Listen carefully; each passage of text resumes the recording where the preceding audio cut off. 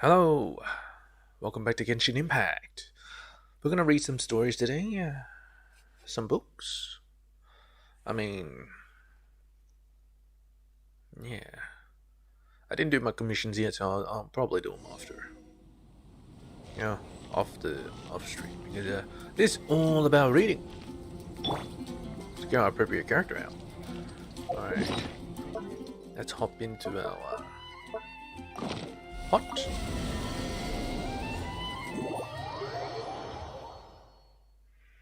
Man, this place has been under maintenance for so long.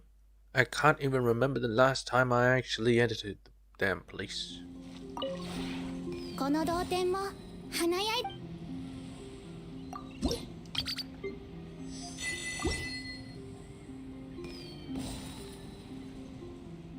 同点につい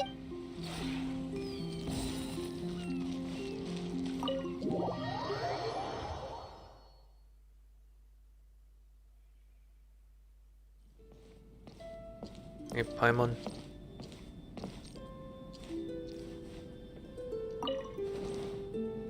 Yeah, it's time for another story.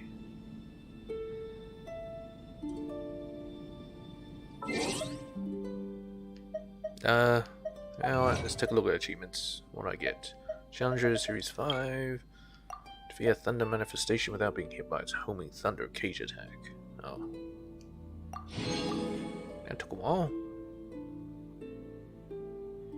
Get locked on by the thunder manifestation before you can attack it.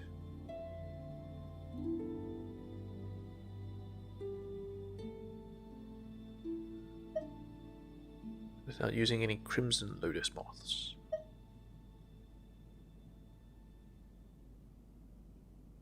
Obstacles or repelling them. Huh.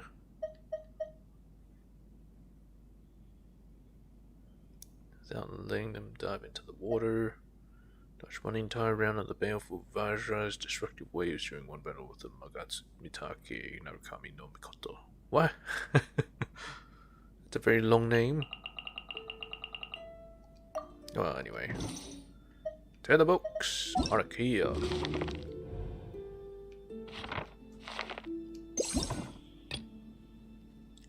Alright, travel guide. Expand and we go to volume 3. Magazine by the Adventurers Guild. Each issue introduces great sceneries across Teva. This issue includes a short traveling diary of Alice the Traveler in Inazuma. Alright. Volume 3. Mount Yogo. Mount Yogo. And lush sakura trees grow all over this mountain. Oh, obviously, my throat will get fucked up as soon as I fucking start reading. All over this mountain, on the northern end of Narukami Island. These sakura all share roots with the largest of them, the sacred sakura, which sits on the mountain's summit. The Grand Narukami Shrine, greatest of the Inazuman shrines, is dedicated to this sacred sakura. Little Yae has been the one managing this shrine in recent years. Little Yae obviously says that Alice is much older than Yae. Yes. How she's grown. It's just a shame, really, to think that I can never again make her cry as easily as I used to. Really, I thought that she'd quickly get drunk, start to cry, and start talking all silly. But she drunk me under the table instead. Made a fool of myself in the process and was quite thoroughly mocked for it. Getting made out to be some old woman who got what was coming to her. Bah. And here I was looking to tease that little girl a bit more too. Inazuma City. I brought a new firework formula to that Naganahara kid's place, but when he heard me talking about new medicine, so that means it's Yoimiya's father, most likely. Probably. But when he heard me talking about a new medicine that might cure his deafness, definitely it is him.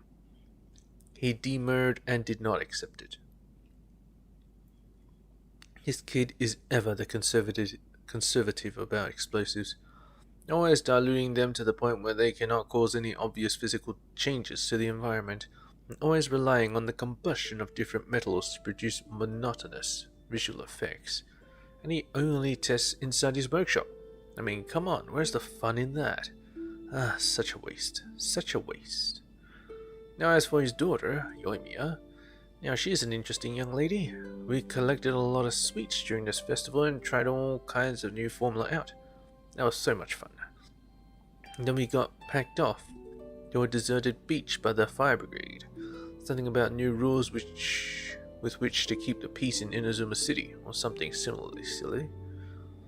We discussed a lot of new ideas, and she even gave me some constructive feedback.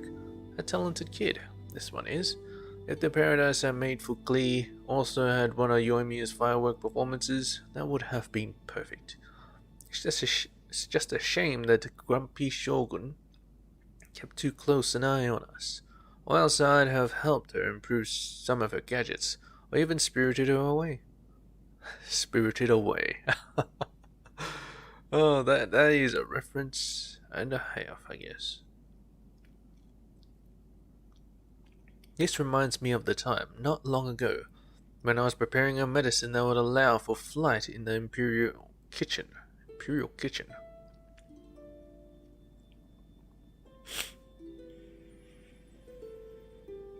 It blew up due to a mistake of mine, injuring a young Tengu general to the point where her left wing would have needed, say, half a month to recover. A young Tengu general, is that Kujosara? Say, half a month to recover. I'd wanted to help her patch the wound up, but it seems as if she's been avoiding me ever since. Well, I left her some medicine all the same, just to see how its effects would turn out. After that incident, it seems that person who spends all her time holed up in Tenshukaku has sent some soldiers specifically to watch my every move. I mean, it's a bit much. I even apologized right to her face, but she just won't let up. She was the one who'd allowed me to conduct experiments in the Imperial Kitchen in the first place, you know? Also, Miss Kamisato declined my idol group invitation for the 6th time running. Ah, what a disappointment. Kamisato. Miss Kamisato. Idol group invitation. Is that Ayaka or her mother? Tatarasuna. Tatarasuna is an island chain that is naturally shaped like a ring. The mountains rise to overlook the sea, surrounding the large blast furnace in the middle. This is where Inazuman jade steel is produced and endlessly made into the best weaponry for the highfalutin bigwigs of Inazuma, all made from the blood and bones of a defeated god. This place is the Tenryou Commissioner's pride and joy, and as such he takes extra good care of the workers and technical specialists. I was accompanied during my time at Tatarasuna by a lady named Kagami Gozen. Gozen sounds familiar. She seems to be a leader amongst the workers here there, and has an official shogunate post. Even though she's the Tenryou Commissioner's subordinate, she very much looks like his equal in front of the workers. All of them trust and love her. I dare say that their respect for her dispatches might be even greater than what they give the shogun. But Kagami Gozen herself frowns often, very unfriendly looking. The Tatarasuna workers are largely rootless, washed up on these shores by the waves of history. Their many tattoos and working songs set them apart, but also strengthens their mutual bonds. Like the other workers at Tatarasuna, Kagami Gozen's body has scars from high-temperature burns from Tataragami. These may be signs of short-lived or ill people in the eyes of outsiders, but here it is how they identify a family.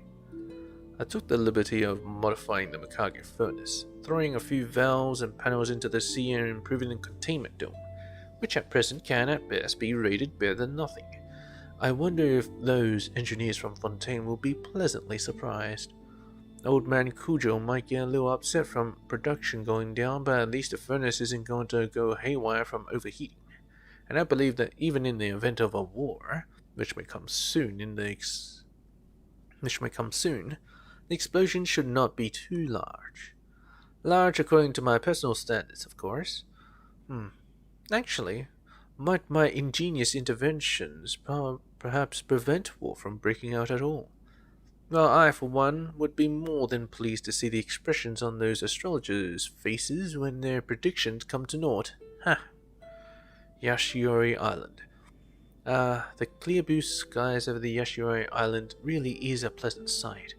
Those stodgy onmyoji explain that the Raiden Shogun placed many wards over this place to prevent the corruption that seeps from the remnants of the Serpent God, or something like that. I'm not good with their religious jargon. As far as I can observe, those lampposts are quite interesting. Although they have the appearance of items dedicated to the Electro Archon, the techniques used to make them are quite familiar to me. Oh well, would you look at that? This is supposed to be a travelogue, not an academic paper. We were warmly welcomed by Washizu, the head of Hiki village. The grilled fish and onigiri were great.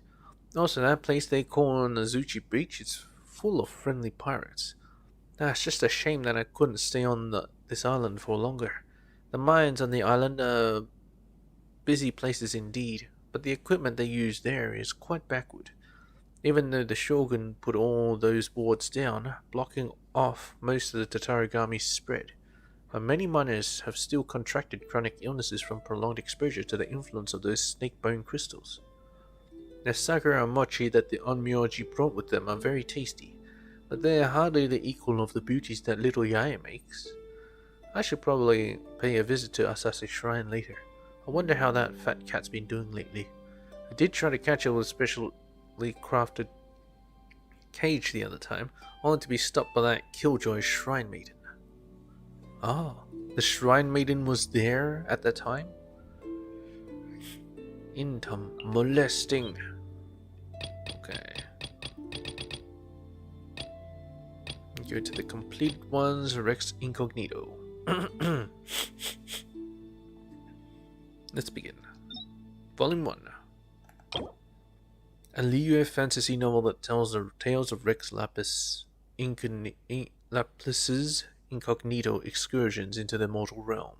Set in an age when the treasures of the world flocked forth, fact emerges with fiction and both blend with old dreams in this charming tale set, in the commercial port of Liyue.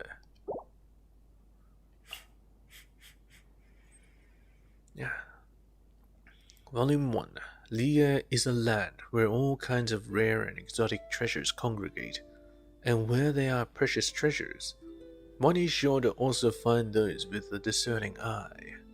The very first owner of Sigu Antiques, the unconventional collector Ming Gui, was just such an individual.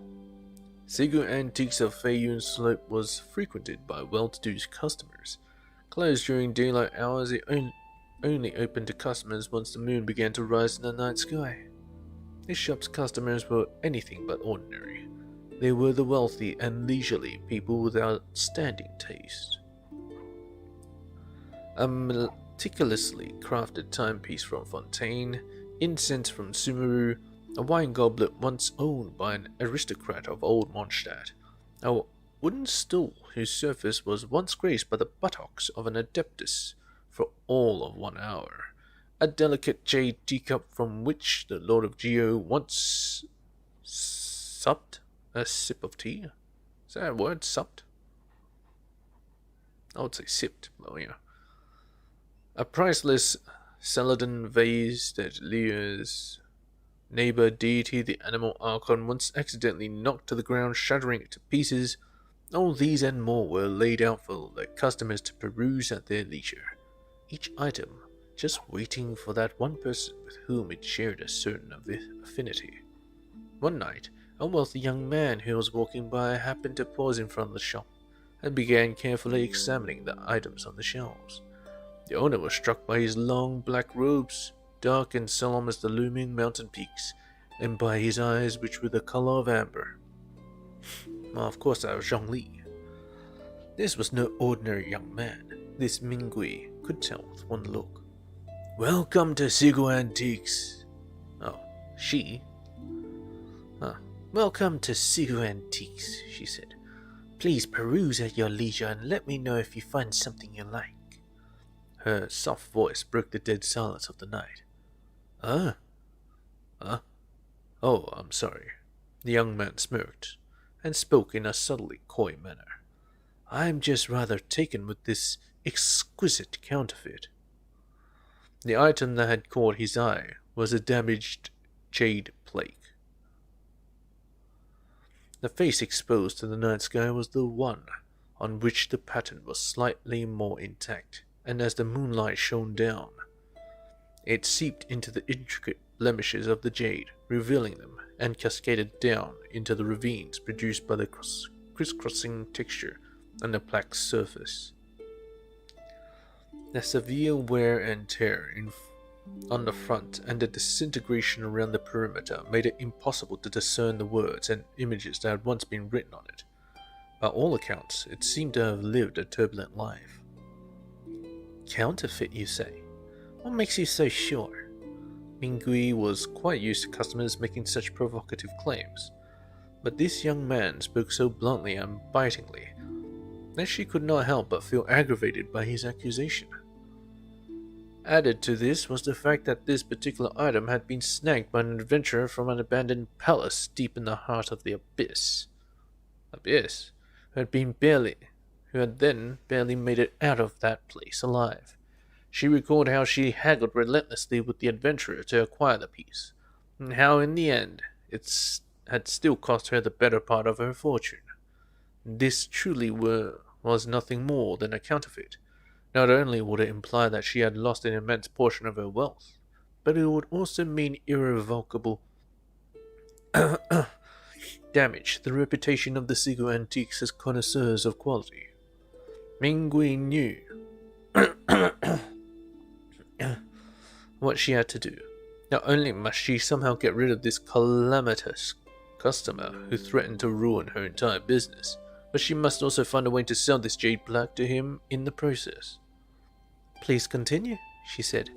I would hope that you can give me a detailed appraisal. Triggering my Zhongli voice. As we all know, Tevat was plunged into chaos 2.5 millennia ago, when the gods declared war on each other. The ensuing conflict spreading to all people in all corners of the land. Tevat may not have been divided into the same 7 nations we know today back in that age. But then, just as now, the people had their own settlements, cities, and civilizations. Gods whose names have now long since been forgotten were once venerated, worshipped, even adored by their people. Our forebears took pearls and shells from the sea, jade from the mountains, rocks from the plains, and snow crystals from the earth, each to build idols in the form of their gods. Jade plaques of this kind are relics of that era. They belong to an ancient tribe who worshipped Rex Lapis, though of course the Geo Lord probably did not yet go by the name Rex Lapis at that time. This was an age where the people watched their gods clash in bitter battles before their very eyes.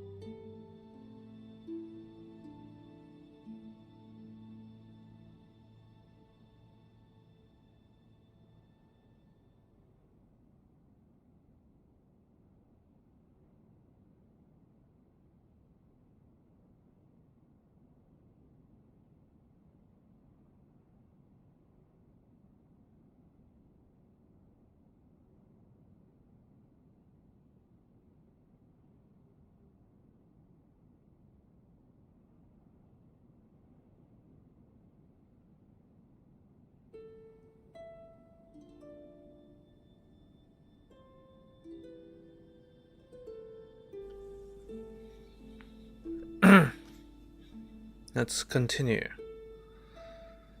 Though of course the Geolord probably did not yet go by the name Rex Lapis at that time. This was an age where the people watched their gods clash in bitter battles before their very eyes. Rex Lapis would not establish the currency of the seven nations and cast the first moral coins for quite some time. So the tribes traded using pieces of ore they would chance across from time to time, with idols made in the likeness of the Geolord to ensure price stability. As you can see, mortal wisdom is quite a fascinating thing. They were making their own way in the world even before Rex Lapis had made provisions for them to do so. The young man paused as if to further contemplate the observations he had just made. He stood there, cloaked in a veil of silver moonlight, which somehow served to make him ever so slightly more diminutive in stature. This type of jade black is a rare find in this day and age. Most of them are buried in riverbeds up in the mountains, and since each one is hand-carved, they are all unique. That is why they typically sell for astronomical prices. To claim that they are priceless would not be an exaggeration, so it is quite a shame indeed that the one you display on your shelf is a recent counterfeit. By recent, I mean that it was probably made in your father's generation at the earliest. There is an industry saying, the jade without blemish is no jade at all. This jade, for instance, has remarkably few imperfections, and the translucency is too good to be true, all of which points to a fact that it is unlikely to be a product of our forebears' making. As a side point, I would also add that the image carved into this jade is that of a woman. This is a highly unusual thing to see among similar relics from the era in question. The young man held the plaque up to the moonlight to inspect it in more detail. Although there are plenty of rumors to this effect, the claim that Rex Lapis once took the form of a woman is not attested to by any of the historical records. There is no physical evidence of it ever occurring. Though young, the man had the air of an old and infuriating pedant about him. Ah, well, this is where you're wrong. Mingweave smiled faintly, much as a fox does when toying an inexperienced hunter. Perhaps you'd be willing to listen to my story before making your final verdict? The shop owner narrowed her eyes and began the process of reeling out her story.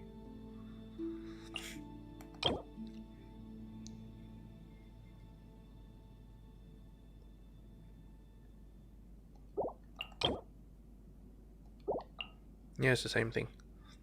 Volume 2.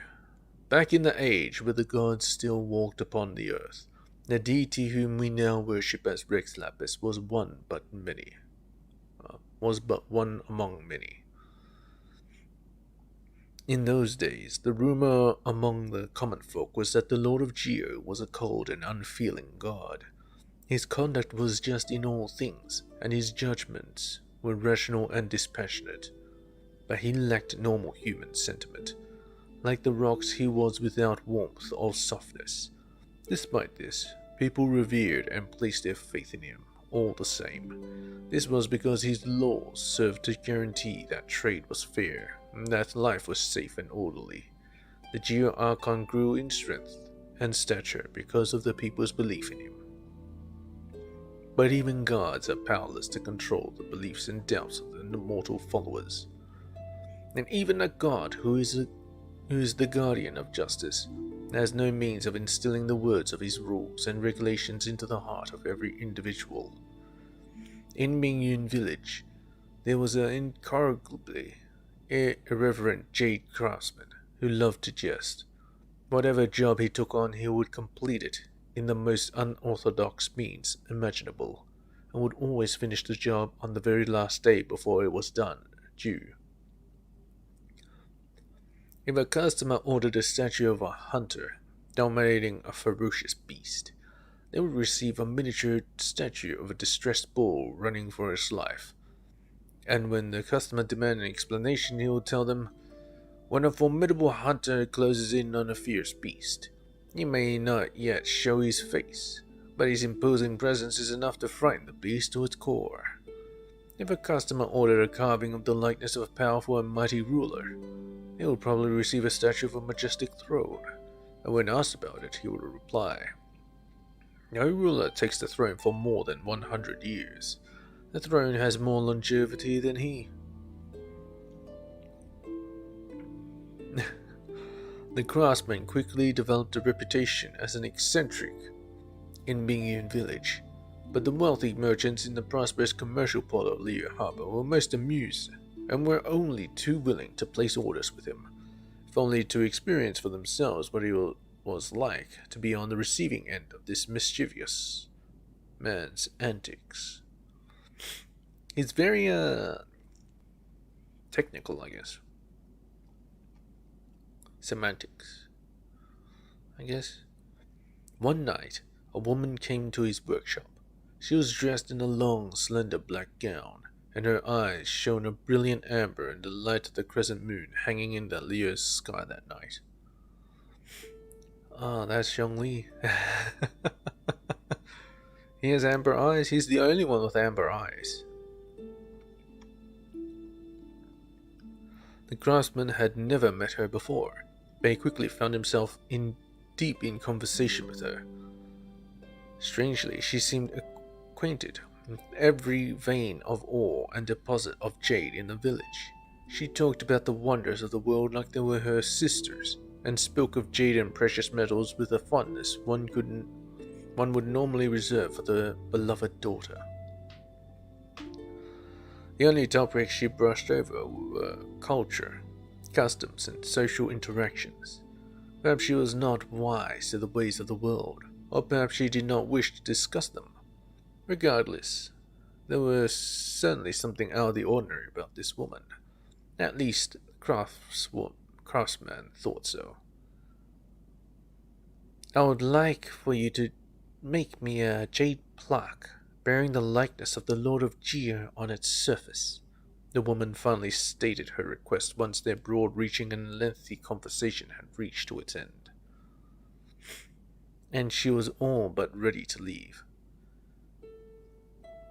"But I have one condition. You may not conjure up our Lord's likeness from your imagination. You must carve the true likeness of our Lord, relying on what you have seen with your own two eyes. Otherwise," she said, "I'm not paying a single mora." And so a deal was struck between the two, with an agreed turnaround of 3 days. On the first day, the craftsman dined and drank with his good friends. He did not take a single new job on that day.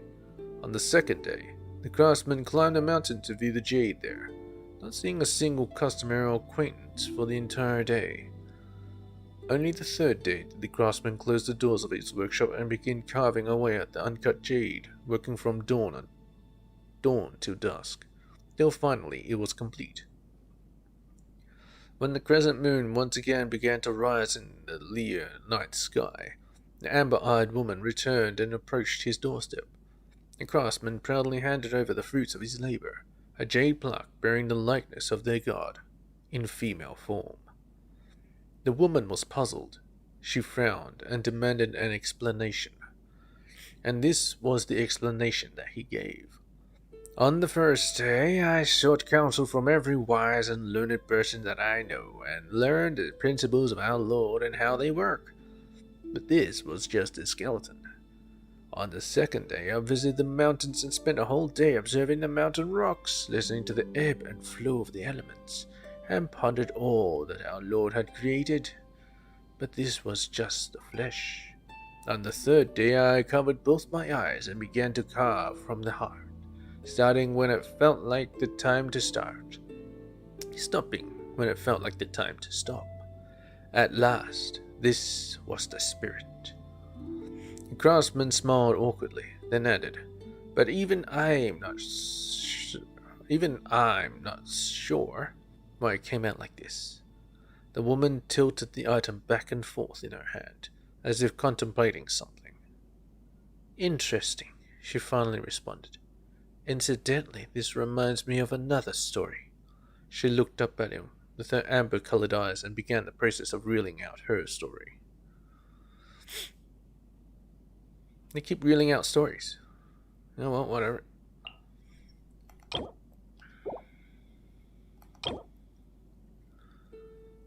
Ironclad concepts of rules or equity fade into nothingness in this fantastical tale. Volume 3. Lea is a land where all kinds of rare and exotic treasures congregate, and where there are precious treasures. One is sure to also find those with a discerning eye. At the height of Lea Harbor's prosperity, a myriad goods and treasures flowed endlessly in and out of the land like rising and falling tides. That age belonged, as does the current one, to the wealthy merchants and ship owners. It was an age in which the ones who reigned supreme were those who dared wrestle the tumultuous tides of the market and the wrathful beasts of the ocean. Likewise, then as now, the port was constantly abuzz with sailors and laborers. Legend has it that Rex Lapis, when appearing in mortal form, does not always take the form of a distinguished gentleman, fraternizing with the well-to-do of Eugene Terrace.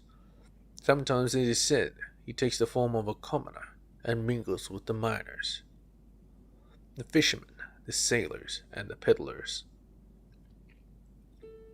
Back in that day, there was a certain fishing vessel owner who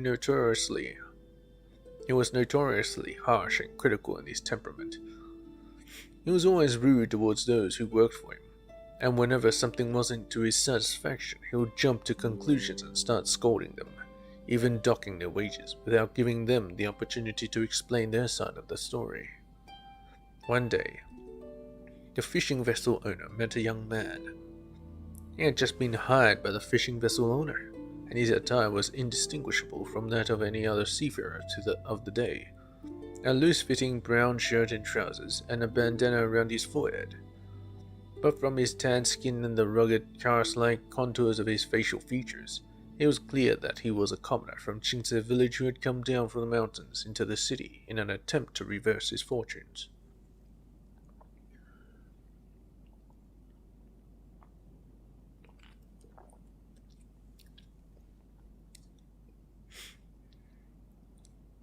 Like most mountain dwellers of his day, he was a simple-minded and unsophisticated fellow.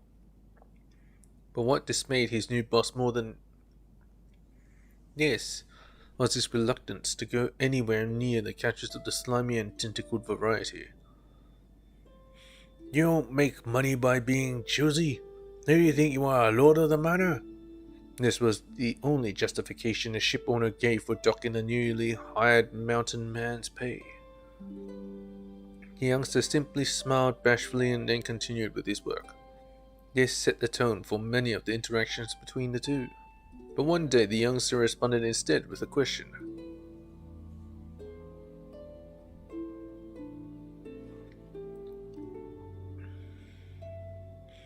"Everyone who likes and dislikes, so why should we do the things we hate the most?"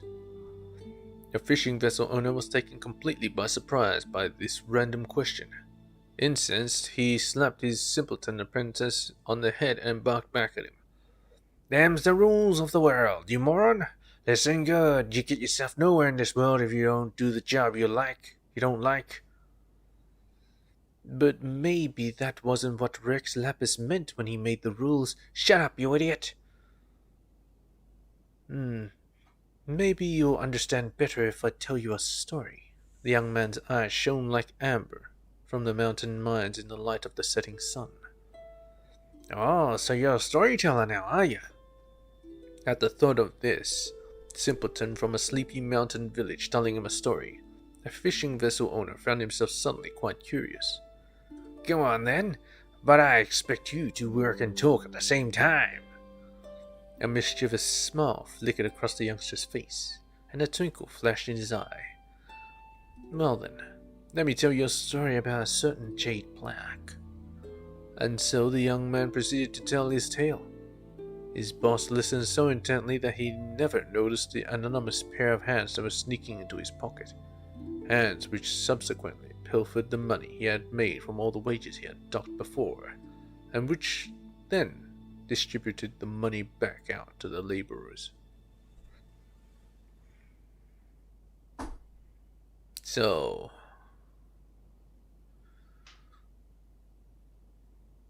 Zhongli worked as a criminal? As a thief? Here's another one. In an age where scrutiny was laid upon the treasures of the world, one humble witticism was all it took to expose all lies. Volume 4. It was a time when countless exotic curios and items would flow into Liyue Harbor. This night, Mingui, mistress of Sigu Antiques, was researching relics and narrating ancient stories with an unnamed son of nobility. The focal point of her debate was the jade plaque.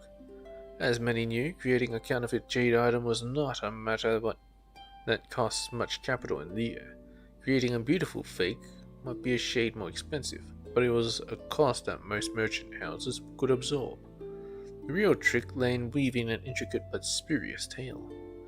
Like a jade smith wandering deep into the mountains, or the youth of the fisherfolk whose habits were strange, those considered deviant often in fact struck close to the heart of things. Rex Lapis laid down rules and contracts, but never forced the ordinary folk by his authority to live by them as a perfect template, for he knew that laws and stipulations were a means, but not the end. The timeless balance lay, in truth, in a person's awareness and their ability to make choices for themselves. The harsh boss of the fishing vessel did not understand this principle, and so earned the fear and mockery of his hired help. As humans are, so too are antiques. Artistry, quality, rarity, and perfection are limiting factors, yes, but the true worth of a relic lies in its backstory. The picky young nobles seemed not to wholly perceive this idea, and so had no qualms about calling the jade plaque a fake, denigrating its value. But if all Sigu Antiques treasures were to be scrutinized with such a piercing and empirical eye, their worth would have been ground into dust, like the tears of a maiden for her captain, which became eternal pearls, or a mortal king who himself carved the portrait of his deceased queen, before sealing his own soul into it. These stories, these legends, that should have faded with time, were preserved, and thus teemed with life under the outer husk of those relics. Fine story. I'll take this fake then. The noble's son nodded, his golden eyes smiling. After all that, you still think this is a fake? Mingui sighed lightly. Of course. The young noble could not help but smile, and indeed had never seemed happier since entering her shop.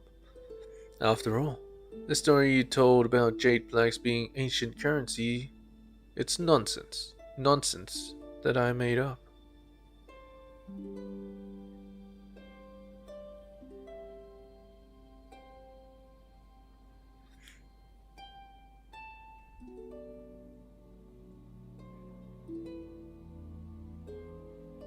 So he had the money?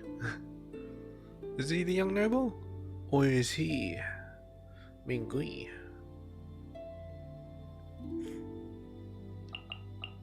Not entirely too sure. Oh well. Customs of Leah. Ugh. Volume 1. A book on the cultures and customs of Leah, originally compiled by Fadlan, a scholar from Sumeru residing in Leah. It was then edited by many local scholars and published. It is one of the best sellers in Leah.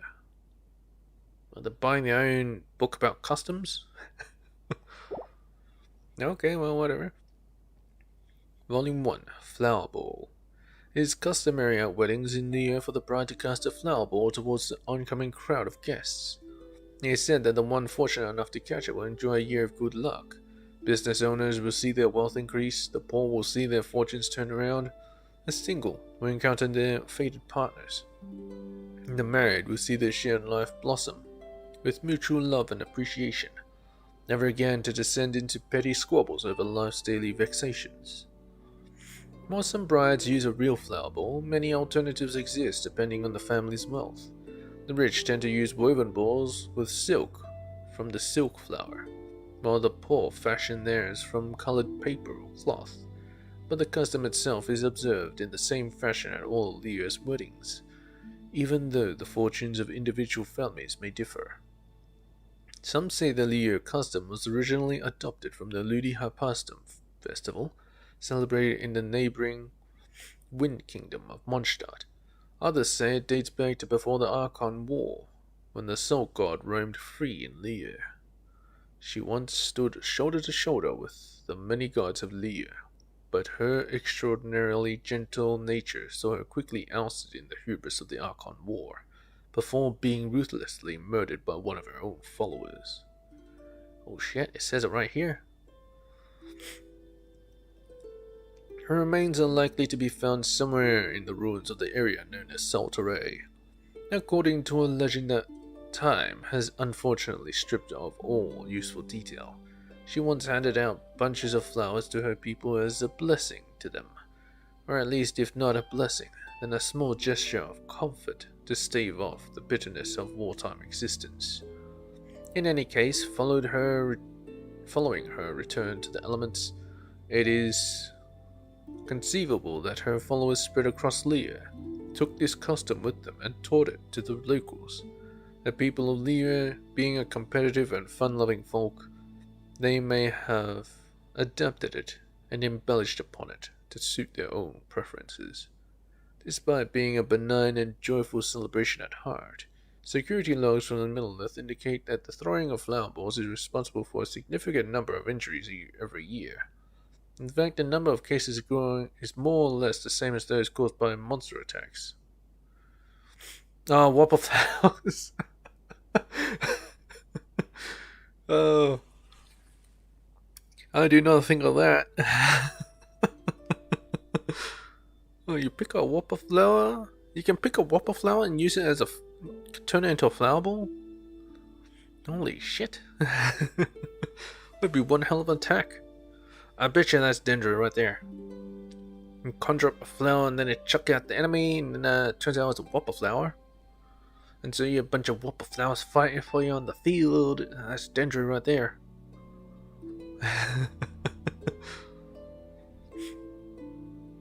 Nah. That last part was a bit funny.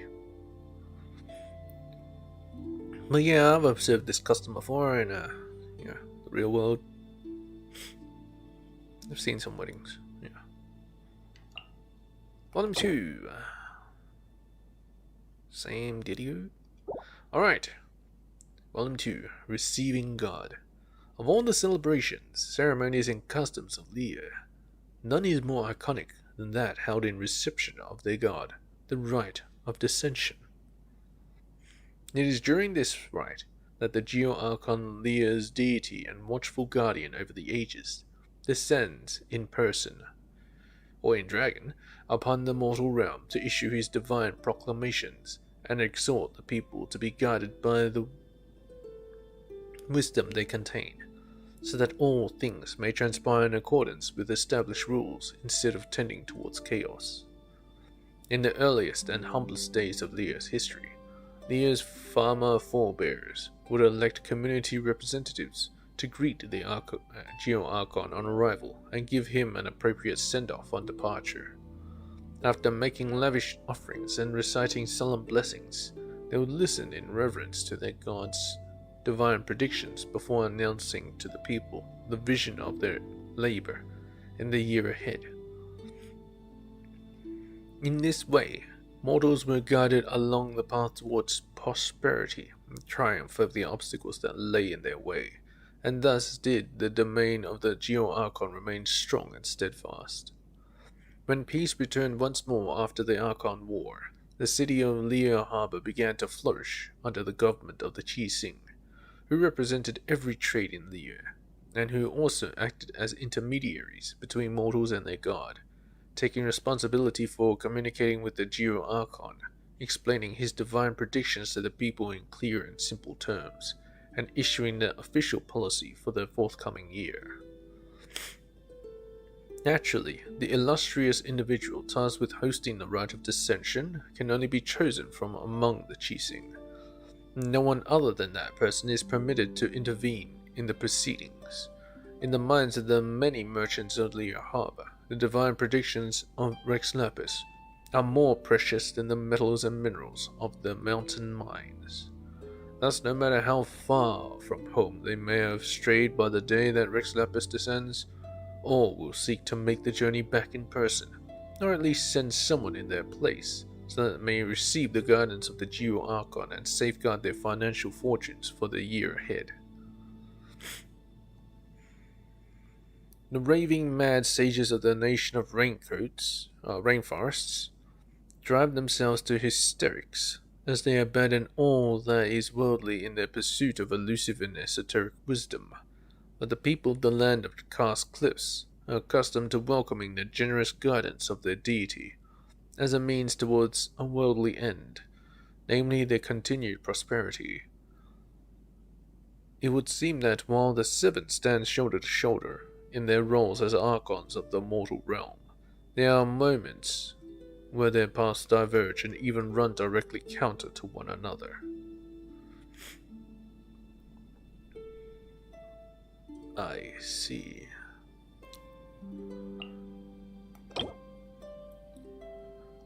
Silk Flowers. Oh. Volume 3, Silk Flowers. For the well-to-do citizens of Leah, the silk flowers has a ubiquitous presence in their lives. It has a beautiful color, and its soft petals can be processed to make silk. It also has a most delightful scent that can survive multiple rounds of processing, and even the weaving process itself. For this reason, Leah's botanists have cultivated a special strain for exclusive use in perfume making, with the most luxurious perfumes being offered first and foremost, of course, to Rex Lapis for his approval. For the women of Leah, highly prized silk flower perfumes are seen as holding different symbolic meanings based on the fragrance profile and composition. The unwritten rule in Leah is that it is impolite to broach the topic of perfume with a woman in normal social interaction, but also that if an admirer is able to correctly guess the type of perfume one is wearing, as well as correctly deduce its unique properties and characteristics, all whilst conveying this in an articulate and tactful manner, the admirer is more likely to stand a chance of winning one's affection. Oh my god, you gotta be an expert in perfumes to actually get a woman's affection? Man, that's like hardcore mode. It ain't. Luckily, it's not that difficult. Popular belief in the rural regions of Leah is that the method of concocting silk flower perfume was originally taught to mortals by an adeptus living as a hermit on Mount Aokang, in the age where divine beings coexisted alongside lowly mortals. The adeptus guided humans to learn the ways of courting and romancing from the birds, beasts, and plants, to a young woman bathing in a spring. once took the form of a graceful illuminated bird, teaching her the exotic techniques of decocting and applying fragrant oils. He's meant to be a cloud retainer. Who was this young woman capable of stirring the heart of an adeptus, living in deliberate seclusion from the world? Yet countless legends offering different versions of the story. The truth is impossible to know, but the art of decocting perfume from silk flowers was indeed passed on, for it survives to this very day. It is claimed that the subtle undertones of the perfume's scent and the gentle but nimble hand techniques used in the decoction process have remained unchanged throughout history on account of having proved themselves supremely fit for purpose time and time again.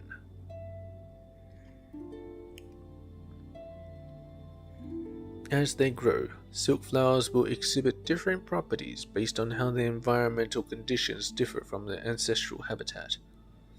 The US merchants have coined plenty of tasteless terms for silk flowers of all types and uses.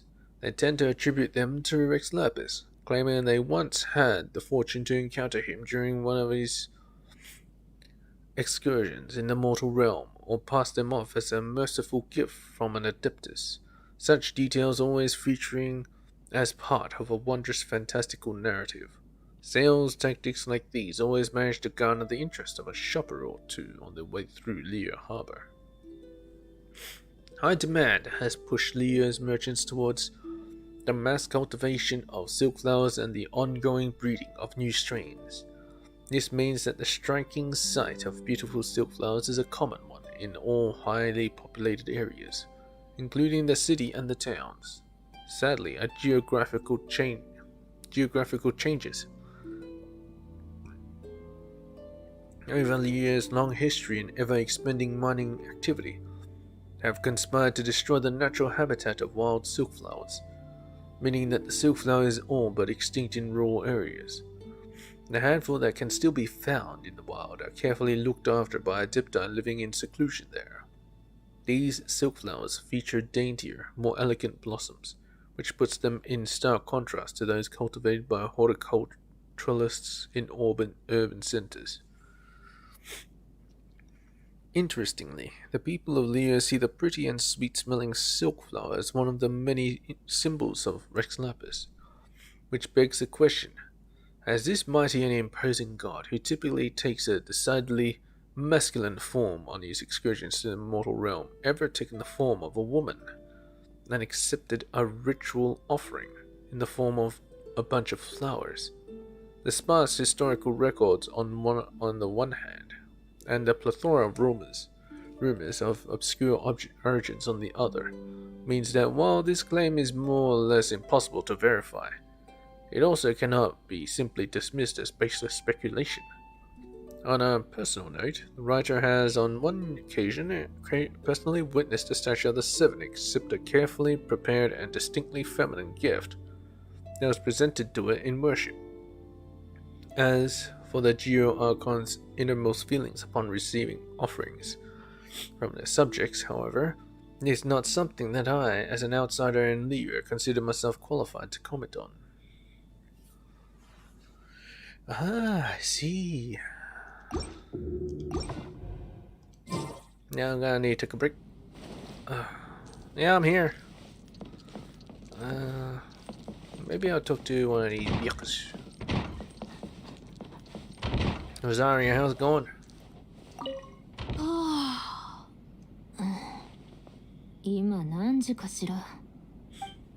No, it's around 3 p.m. Is there anything you'd like to do? Oh yeah, we're in the library. What would you like to do? Read a book or two?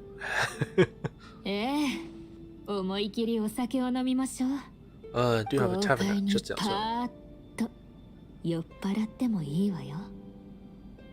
I can't imagine you being drunk.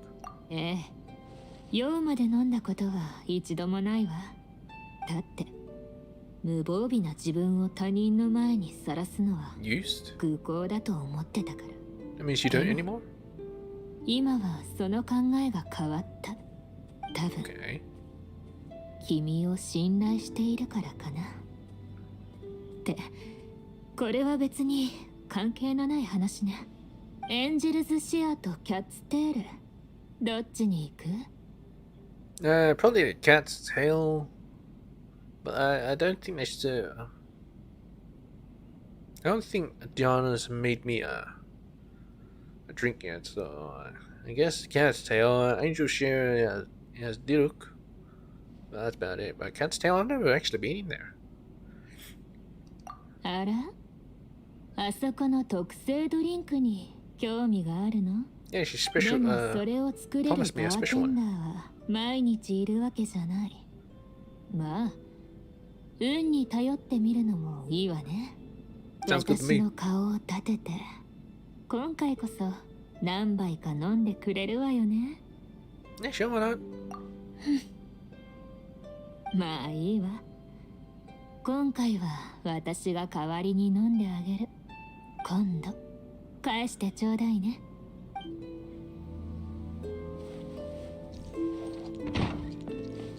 Okay, we'll drink for each other.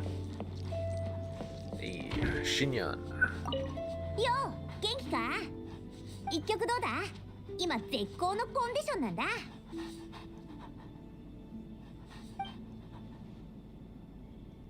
そうだな。琴を弾いてみる気はないか？ The ほ liar. ら、もうあたいの演奏をたくさん聞いてきただろう。もし自分で試したいとか興味があるんなら、あたいが手取り足取り教えてやるぜ。 Yeah. Have you seen me at those quick time events? I'm very much the best at them. Gone perfect before. 本当か？よかったぜ。 Yeah. Why would you want to ask me to play? Wouldn't you want to ask like I don't know, someone that actually can actually play it? You know, Kaza. Yeah, he's not here at the moment because I don't have him. And who else plays instruments? Venti. I don't have him as well. Yunjin, she sings. Barbara, she sings. Guess that's it. Who else? Instrument. I guess that's it. What would you want to ask me to play? あたいにとってロックは命と同じくらい大事なものなんだ。もしあんたと一緒にロックができたら、その楽しさは2倍に、いや、きっとこの世で最高のものになる。もちろん音楽の好みは人それぞれだって分かってる。あたいが言うロックも音楽だけにとどまらねえ。 There's a も limit し to the 嫌 music. だったら無理強いはしないぜ。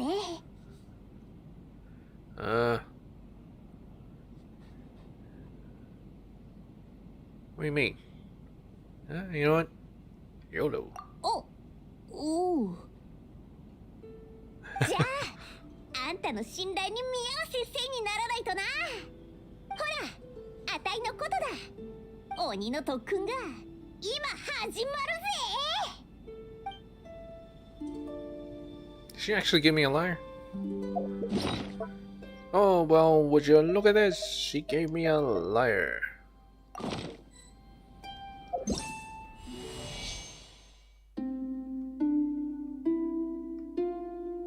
Oh.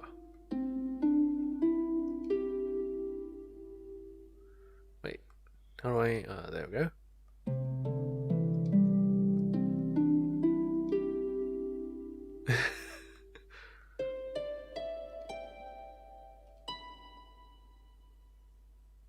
Well, it doesn't go any higher than that, so, you know.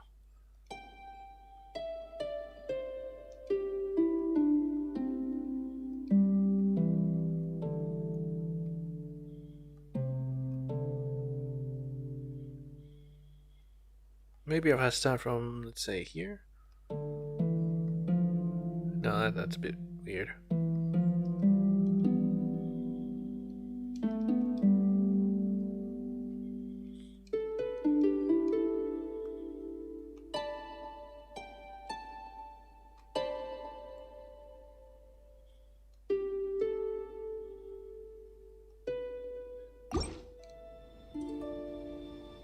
Well, yeah, you see that?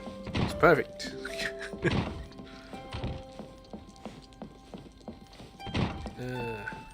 Oh, it's you. Anyway, let's talk. いや、やっぱりお前と一緒にいると真新しいことにたくさん出会えるな。 You're the most サイ awkward レンス character がこの不思議な I've seen in this. ティーポットを見たらきっと驚くだろうな。やりたいこと？それはもちろんお前と一緒にいろんな場所に行って新しいものを見ることだな。そういえばこの前一緒に狩りをした時に思ったんだが、私よりうまいんじゃないか。どうやって訓練しているんだ？誰から教わったんだ？ Well, I guess my powers are slowly being unsealed. Nothing fancy, I'm afraid. お前は謙虚だな。自力で上達。きっと才能があって努力もしているということか。 Quiet up そ there, れにお dogs. 前は数々の冒険で自らを鍛えている。だからこそ自力で上達できているんだな。私と似ているかもしれない。私も筋は悪くなかったけど、ロストが訓練してくれたおかげで強くなれたんだ。彼は凄腕の狩人で偉大な人だった。今の私を見てロストが誇らしく思ってくれることを願うよ。 I have no idea who that is, but I'm sure they're very proud. Very. ありがとう。だけど正直あの時訓練を始めた理由は試練を通過して大長老から両親の手がかりを得るためだったんだ。あの頃はまさか自分が皆をまとめて巨大な機械を倒すことになるとは思ってもいなかった。当時の私は機械を倒すことよりも皆のまとめ役になるということの方が信じられなかったのかもな。 You know what? I would love to visit your world. 機会があればもちろん歓迎するよ。私の世界はまだ問題がたくさん残っている。それでも見るに値し救うに値する場所だ。そういえばこの前聞いたんだが、お前も他の世界から来たそうだな。自分の家族を探すためにこの世界に残っているのか？ Yes, and I have no idea what my original world looked like, so, yeah. It would be nice if I get to know about my own world and whatever. 心配するな。その人がこの世界にいる限りきっとまた会える。それに同じ異界の旅人として隣で黙って見ているわけにはいかない。助けが必要なら構わず呼んでくれ。私はいつでもお前のために駆けつける。でもその前に時間があればこの世界についてもっと教えてくれ。じゃないとヒルチャールやアビスの魔術師、ベビービシャップの弱点がどこにあるのかわからないままだ。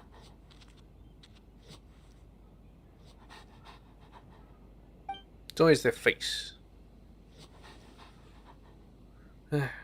Well, I'm pretty sure Alloy is supposed to be, like, taller.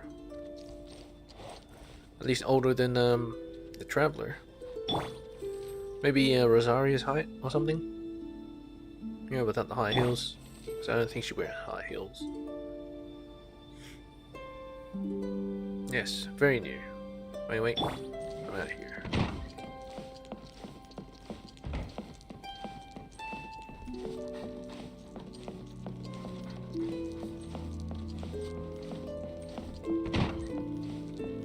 Sayu!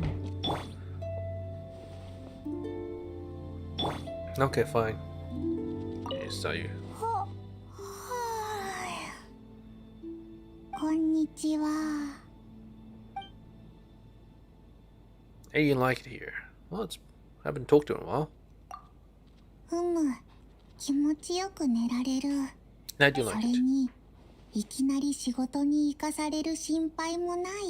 Oh god, I gave her a place to slack off. ずっと寝てても大丈夫。 Don't make me call the shrine maiden here. Nah, it's great that you like it here. You can come more often then. 了解した。感謝いたすぞ。では、次に節がサボり、いや休憩するときはこの場所を選ぶとしよう。I knew it. はあ、こんにちは。You wanna chat? いいぞ。眠らないように頑張る。 You're sleepy, go lie down. 大丈夫。まだ寝たくないから主といる時に寝てしまったらもったいないではないか。 Oh, now sleeping's wasting precious time. And what about your work? 問題ない。仕事のほとんどは意味のない些細なことばかり。ここにいる方が有意義だ。寝られる上に主と話ができる。 Hello, Masculina Nath.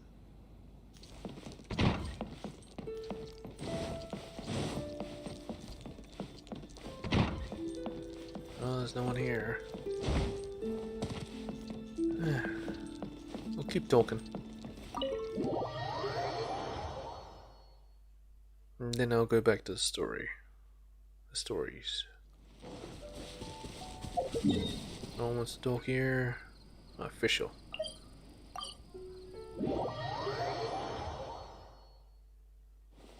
Yeah, maybe I should put you closer to the others. Bit strange that you're here by yourself. そなたは我と運命を交わせし異界の旅人。何かこの皇女に告げることでも？ Let's have a chat. 時間の歩みは私に捉えられ、運命の詮索は私によって遮断されたわ。異界の旅人よ、思考なるこの皇女にあなたの心の内を打ち明けよ。今ちょうど暇があるという意味です。何か悩みがございましたら聞いてくれるでしょう。 Is there anything bothering you, official? 愚かな。私は断罪の皇女。悩みなどという凡人の情緒にとらわれることはない。私が外の偵察でいなかった時、冒険者協会の新人がお嬢様の言うことを誤解し恥をかかれたことがあります。そのことでお嬢様が悩んでいたのを覚えております。ざれ言を。私がそのようなことに戸惑うはずがないでしょ。私はただ嘆いているだけよ。あの若き従者たちがこの運命の意図によって引き寄せられた異界の旅人と違って私の資源を理解してくれないことに。 My AR, I think it's like 56 or 57. I'm honored to understand you. いいわ。私は決めたわよ。今度またオズが見回りに行くときはあなたが私に同行なさい。あなたが従者たちに私の真意を告げるといいわ。正直とてもいいアイデアだと思います。 What if my understanding is off? 心配無用。私が選んだものとして世の人々に私の思いを存分に伝えるといいわ。 If you say so. 皇女に二言はないわ。喜びなさい。私の聖なる輝きがあれば邪悪な暗雲も消え失せるのだから。 What? I really tried to actually understand what the hell she was talking about. But unfortunately, I cannot say that I can. What the fuck was she on about?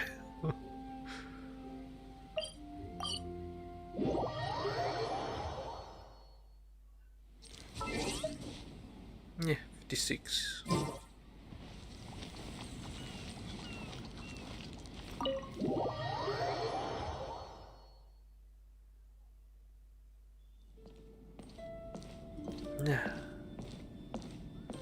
Hey, Paimon, let's continue story time, I suppose. No. Oh yes, the fireside chat thing.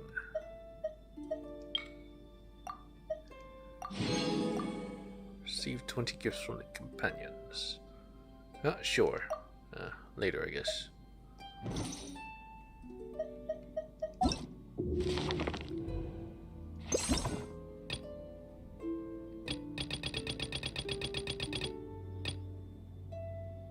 Records of the gallant reason Mr. Forest. There is Melancholy. I haven't finished this yet, so. Fox in the Dandelion Sea. The Boar Princess. Ooh. I do like that. Heart's Desire. Hexed Hound. Not this. Legend of the Lone Sword. So this would be Xingqiu's book. 6 kids in there. Princess Mina and the Fallen Nation. Byakuyo Collection. Oh, it's gonna take me a while to read that. Well, let's begin with the Records of the Gallant. 2 volumes. A compilation of stories and legends of various knights errant in Lear. Ah, there were knights errant in Lear? Some of them have been told for a long time, but are still popular among the people. The Hermit. The stone forest of Dreamcast is a mysterious place engulfed in mist all year round. Myths and legends abound among the herb gatherers, telling of adepti and evil spirits. Once there was a herb seller named Changu, who went to Dreamcast to investigate the distribution of medicinal herbs there. Unbeknownst to him, a group of brigands had followed him into the mountains. They waited for cover of night, and when he let his guard down they struck. He was knocked unconscious. The brigands grabbed his possession, bound him from head to foot, and left him alone in the valley. Deep in the night, the herb seller finally awoke. He struggled against the ropes that bound him, and cried out for help. But the vast mountains did not respond. The only sounds to be heard in the thick mountain forest, save for the echoes of his own pitiful wails, were the faint cries of the birds disturbed by them. Changu sank into despair and sighed with sorrow. Just when he thought all hope was lost, a deep voice came rumbling through the mountains, cutting through the cries of nocturnal birds and the whistling of the wind. Arise! Sorry, I was just too tempted by that. I am unable to, the herb seller protested amidst floods of tears. His cry frightened off a fox that was prowling in the night, but as he tensed his body once more against the ropes that bound him, he discovered they had completely loosened. The herb seller stood up. No sooner had he arisen than the disembodied voice, without pausing to hear the expression of gratitude that would be customary in such situations, spoke to him once more. Ascend! As instructed, Changu ascended the mountain, following the winding dirt track to the summit as the horizon began to glow in the east. From the summit, he saw a twisted and withered pine growing on a cliff, its branches sprawling outwards as if trying to escape into the air. The gentle creaking of the branches drew his attention to the ropes that hung from them, at the other end which hung the brigands from the night before, bound in like fashion from head to foot. Then he saw the old man whose voice he had heard, his hair and beard as white as snow, set atop a curiously shaped rock as if it was his throne. The old man took one look at Changu's disheveled appearance and grinned mischievously before returning his possessions to him intact. Changu inquired as to the old man's origins, but he replied that he belonged to the mountains, his home being wherever he roamed and his bed being wherever he laid his head. Changu sought to thank the old man with all manner of courtesies and compensations, but he dismissed them all. After much deliberation, he took just a single more to one day give as a wedding gift to Chengyu's beloved daughter, in order that he might attend the wedding feast. Out of disaster seemed to spring forth good fortune, for following this incident, Chengyu's store grew ever more popular, while word of the wealthy herb seller himself spread far and wide. Some say that after making his fortune, he returned to the Juryen caste in search of the old man, but found nothing save for a few abandoned tents and empty wine bottles. Some claim to have spotted the old man at Yaoguang Shore, disguised as a miner and darting around like the wind between the precipices. Others insist he is a fisherman who spends his time saving those who become stranded at sea. The stories are too many to count, and yet no one knows the old man's name.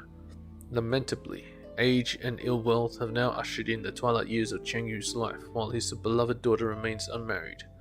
Perhaps the day will still come that the old man from the mountain attends the wedding feast, but that day seems impossibly far in the future for Chengyu. By God. Get your daughter married? Volume 2. Same old, same old. Okay. The land of Leia was not always ruled by Rex Lapis. Many gods walked the land in that distant epoch. The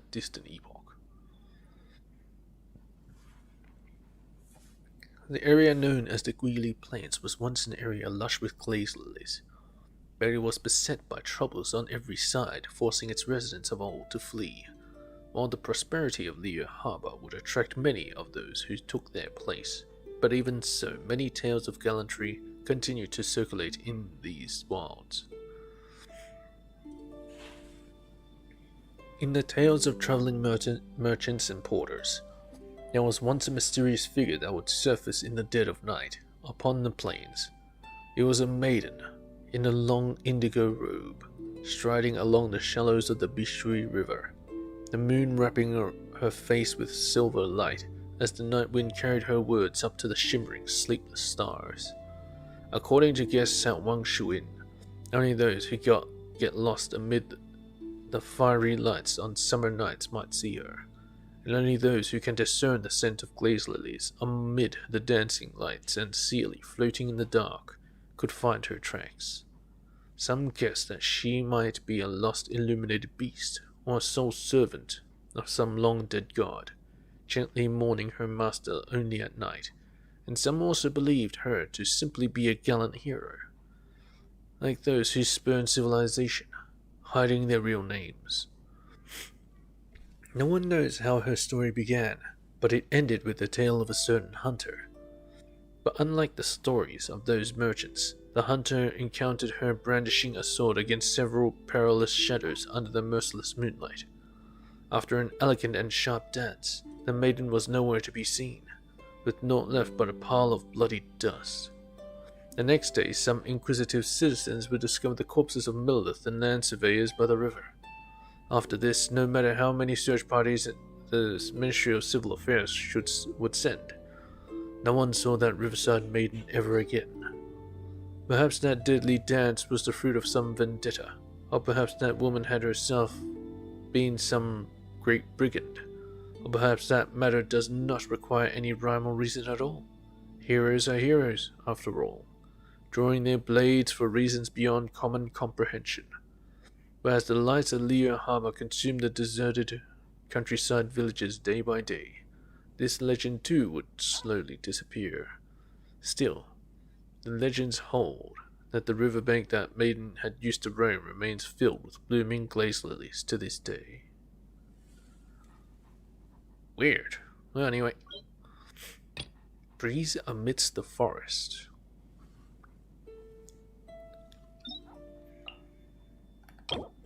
A collection of Mondstadt ballads, recorded, compiled, and arranged by scholars centuries ago. Ballad selection excerpt. Breeze amidst the forest and Breeze upon the lake constitute a 2-volume collection of narrative poems. The compilation is the result of the tireless work of scholars who have recorded and arranged countless songs sung by Mondstadt bards. Bards often elaborate upon or fabricate history to draw in an audience and earn a few extra mora.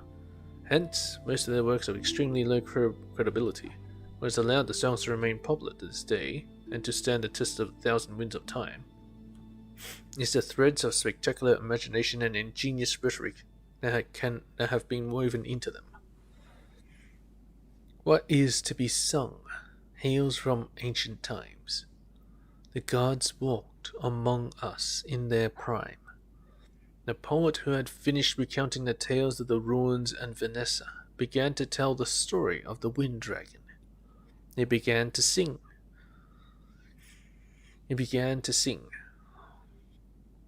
The story to be told hails from ancient times, when the gods walked among us in their prime. The dragon graced by animal was born in the high heavens in that age of wonders. He slowly descended and inspected everything with curious eyes. He landed in a village, but the terrified villagers threw rocks at him. The dragon could not understand why they cried out in fear. He landed in a cemetery and only heard the lament of grieving people. The dragon could not understand what they murmured in their sorrow. He landed in an orchard, but was cursed by the furious farmers who lost their trees. The dragon could not understand why they screamed in anger. The world was too complicated for a young dragon. The dragon was bewildered, yet he did not give up. One day the dragon heard music pouring out from the holy lyre de Hummel. This was the name of the lyre belonging to the animal Archon, enchanted by the poetry. The wind dragon landed beside the best singer under the skies. People panicked, for the mighty elemental dragons and the great archons that reigned over the earth had never seen eye to eye. Behold his beauty and benignity, the windborn bard sang. But we do not know him, the people replied.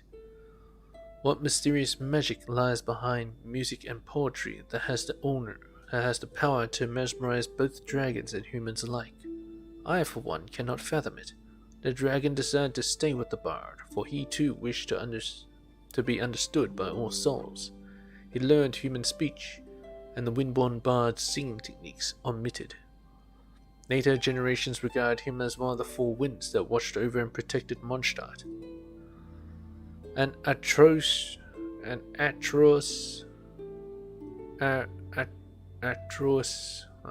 never heard of that word before. Sun befell its kingdom. Now a luminous pearl lost its glow. Nivea's silk, don't know that one either, grew dim and wheaten gold burned brilliantly no more.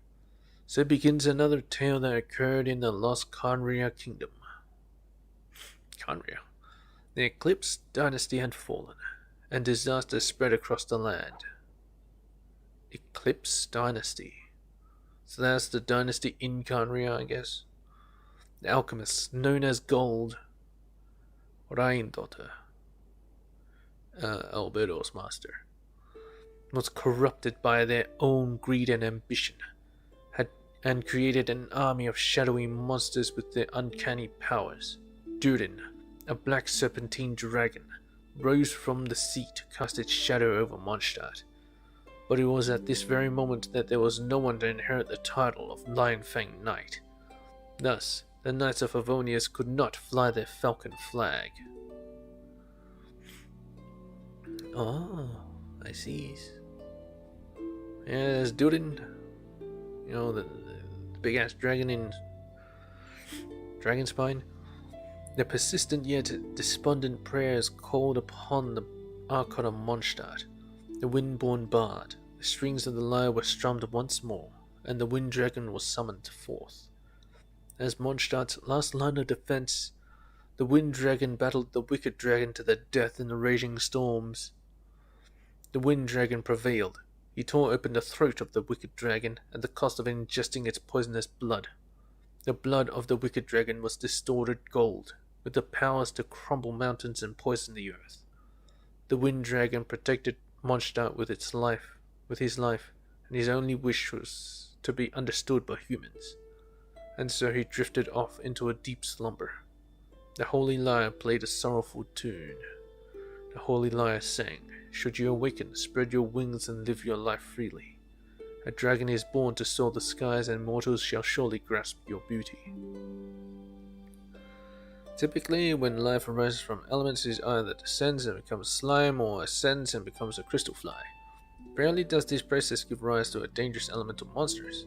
Elemental dragons are rarely seen and have the powers to match the gods of old. I see. So a breeze amidst the forest. Volume 2, The Dragon. An excerpt from an investigation into the cultural customs of the Wind Kingdom, more commonly known as the Records of Customs and Culture by Jacob Musk. Oh, Musk. The wolf of the Night of Boreas, the lion of the Lion-Fang Night or Dandelion Night, the falcon of the Knights of Favonius, and the wind dragon, Dvalin, have long regarded as the four winds that watch over Mondstadt. Yeah, we know about Boreas. We know about Dvalin. Yes, Lion-Fang Night, Dandelion Night, that'll be Jean. And then the falcon of the Knights of Favonius, I guess that will be, God. Gene stacked in Grandmaster, so the actual Grandmaster, what the fuck is the name again? Don't remember. But yeah, the actual Grandmaster would be the Falcon.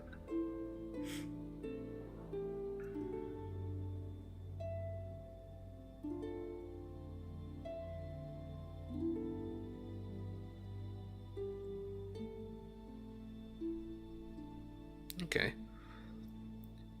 After the Lying Fang Knight liberated Mondstadt, the Knights of Favonius was established, and the Knight of Boreas joined them. The tradition of worshipping the Four Winds was gradually formed in Mondstadt. However, Dvalin, the ancient wind dragon, predated them all. Approximately 100 years ago, the land was in chaos. Darkness spread, contaminating everything it touched. Barbarians and foul creatures roamed the lands, forcing people to dwell within the city walls. It was an especially difficult time for Mondstadt. The Lion Fang Knight was without a suitable heir, and the Knight of Favonius had lost many of its brave men and women during the bitter wars. During the most difficult of times, Durin, the corrupted dragon of immeasurable power, began attacking Mondstadt. The prayers of Mondstadt's people woke the animal Archon, and his will summoned forth the wind dragon Dvalin. As the last defender of Mondstadt, Dvalin battled Durin with all his might. The result was clear. Durin's remains still lie atop the snowy peaks to the south of Mondstadt. But the story of how the battle ended was lost in time. It is said that Dvalin ripped out Durin's throat, and together they fell from the sky. Durin's body sunk into the snow while Dvalin was summoned by the animal Archon and fell into a slumber. People used to believe that Dvalin would awaken whenever Mondstadt faces a new threat, but in these times of peace, the belief of the Four Winds has gradually eroded, and their temples lie all but completely deserted. Citation of unknown origin. By the time the Knights finally discovered that the foreign monstrosity named Storm Terror, with which they had clashed countless times, was in fact Dvalin of the Four Winds, the enmity that had grown between them and driven them to conflict could not be undone. One can scarcely imagine that the betrayal Dvalin must have felt when he awoke after 100 years of slumber, only to find that the people of Mondstadt, whom he had protected with his life, had forsaken him. Yeah, that's why he got pissed and started attacking Mondstadt. Because they went, "Ah, dragon!" and they started attacking him. Fox in the Dandelion Sea. Oh. Alright. Holy shit. Well, maybe they're short ones. Dandelion, dandelion, ride the window of faraway land, the fox chants. An unforgettable Mondstadt fairy tale about a hunter and a fox. The Fox of the Dandelion Sea, an 11-part story, begins here. Dandelion, dandelion, ride the wind to a faraway land, the little fox chanted. He blew the dandelion flower and sent the seeds flying. He then spoke to in a more serious tone. May my teacher's wishes ride the wind and reach the animal Archon. A wind blew past us and swept away the dandelion seeds. Did they fly to a better place, carrying my hopes and dreams there with them? When did this happen? Some time ago, behind the village, there grew a forest of countless lush trees. At the center of this forest was a small lake. The lake was like the stained glass windows of Mondstadt Cathedral, crystal clear and shimmering in the sunlight. The sun shone through the treetops and glistened on the water's surface like fragments of gemstone. It was really something. The weather was cool that day. I was hunting in the forest when I arrived at the lake's edge. The shimmering water somehow reminded me of a girl I loved a long time ago. I couldn't remember much about her, but I felt that her eyes must have looked like the lake, glittering as if harboring fragments of gemstone within. I became lost in thought as I stared in the glistening water, walking transfixed along the lakeside. I had forgotten entirely that I was out for a hunt. It came, too, when I heard the sound of something freezing up. It was a mistflower growing by the lake, having just frozen the water around it. Next to it was a white fox, his tail frozen in the ice. Poor critter. It must have had its tail in the water by the mistflower while it was drinking. Mistflowers are dangerous plants and can cause frostbite if handled without care. Extreme caution must be taken when handling them. As it saw me approach, the fox struggled in fear, but its still frozen tail kept it rooted to the spot. The fox whimpered in pain. Oh no, this won't do, I thought to myself. Poor critter, it's gonna die anyway if I don't save it. Might as well end its pain by bringing it home as my game for the day. I imagined what a delicious fox stew I could cook with the carrots I grew. Just thinking about it gave me energy and brought a smile to my face, so I took out my hunting bow and slowly walked towards it. Be good and stay put. Be good and stay put. Trapped by a mistflower, what does a fate have in store for the fox who met a hunter? The story of the hunter and the fox continues in part 2. Be good and stay put. That's what my father's father had taught me. When I went fox hunting, I always chanted his words silently so that my hands wouldn't shake when pulling the bowstring. But just as I was about to release the arrow, the fox lifted its head and looked me straight in the eye. It had eyes like the lake, glistening as if harboring fragments of gemstone within. My head began spinning, as if a strong wind were blowing inside it. My arrow missed its target and instead smashed the ice, releasing the fox's tail. The fox raised its tail and looked at me once more before running off into the forest. I came to my senses and began the chase. But who in this world can run faster than a fox? Gradually, the fox began to shrink into the distance, eventually turning into a white spot. Hey, don't go! I shouted, barely catching my breath. After hearing my words, the spot seemed to slow. Is it waiting for me? I pondered. If running for its life, a fox is able to shake off anyone in no time. Foxes are strange animals. Even when running on a flat plain like at Windrise, where one can see clearly ahead for miles ahead. They somehow still seem to disappear from view. It's almost as if they run into another world. This led me to my conclusion. The fox must be waiting for me. Convinced of this fact, I chased the glittering white spot for hours on end. Suddenly, a chilling wind began to blow. I stood there, shivering, and what I saw next astounded me. How can this be? Suddenly, instead of one, there were now 2 white spots. More ahead, 3, 4, 5. They seemed to grow in number as the winds blew. Eventually, I lost track. Suddenly, with a stinging sensation, one of them flew directly into my eye.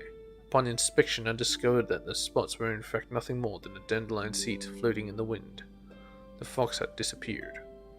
I laughed at my own foolishness and went home. For supper I had carrot fox stew, though without fox, or any other meat for that matter. The gods know how much I hate boiled carrots without meat. I felt starving, and in time fell asleep.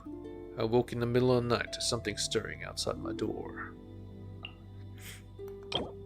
The hunter of fruitless hunts was awoken by a commotion outside. Who is at his door?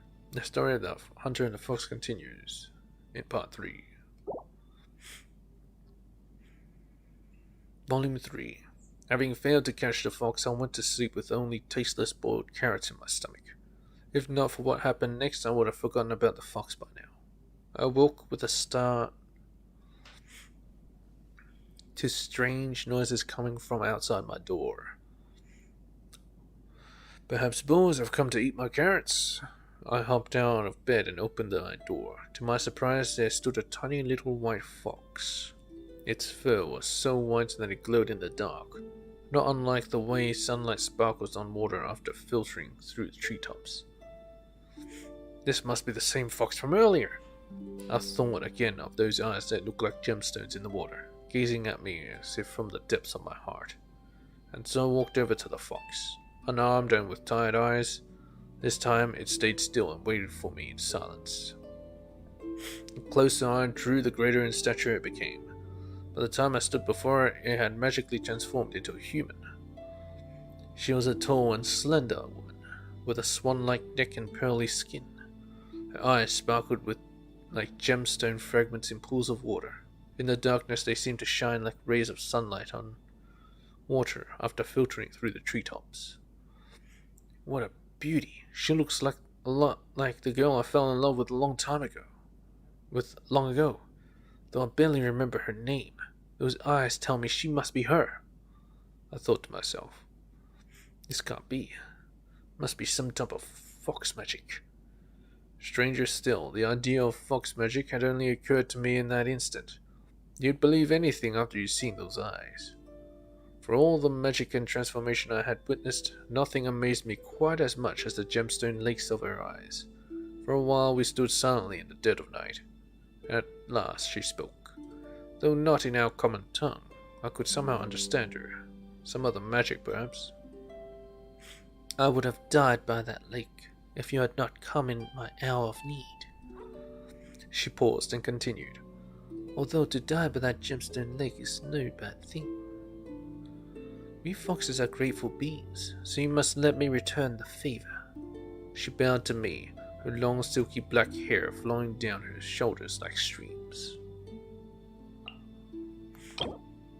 After a few days apart, a long-awaited reunion takes place on a midsummer's night, amidst a veritable blizzard of dandelion seeds. At the direction of the fox, an ocean of dandelions opened up before the hunter's very eyes. For the next few days after that night, the fox never came again. But in those few days, prey in the forest became gradually more abundant. Everything from the small finches, long-legged cranes, and even scurrying boars. Maybe it was the change in season, or some sort of repayment from the fox. Whatever the case, the following days brought real stew to the table. But the fox never came again. As strange as it may seem, it had honestly been easier to sleep hungry. Even with a full, satisfied stomach, I couldn't help but think of the day we met, and the woman that the fox had turned into. When would I gaze upon her eyes again, glittering like water in a lake? Lying half asleep with a heart full of turmoil, I heard a faint sound outside my door. I hopped from the bed and swung the door open, eager to see a small white silhouette waiting for me. But there were no lake blue eyes, and there was no fluffy white fox tail. Instead, all I could see were dandelion seeds drifting in the white moonlight, floating like snowflakes in the air. Suddenly, something got caught in my nostrils. Achoo! Immediately, the fluffy white dandelion seeds began to swirl, filling the sky like a snowstorm. Amidst the flurry of dandelion seeds, a pair of jewel-like eyes were looking at me, staring straight into my heart. Waving away the swirling dandelion seeds, I started walking towards the small fox. The fox raised its ears, and its furry tail flitted across the grass as it turned and disappeared into the depths of the forest. I hurried and followed closely behind. Amongst the darkness of the trees, soft patches of white could be seen weaving between the shadows. Their silhouettes tiptoed like moonlight cast between the tree leaves, or like the hesitant strides of a crafty sealy. With an unfaltering trust, I followed the fox round and about, soon emerging from the dark forest in a seemingly faraway land. There, in the moonlight, a sea of dandelions lay before me, stretching as far as my eyes could see. Stunned by the sight, I began to notice a rustling noise coming from just behind me.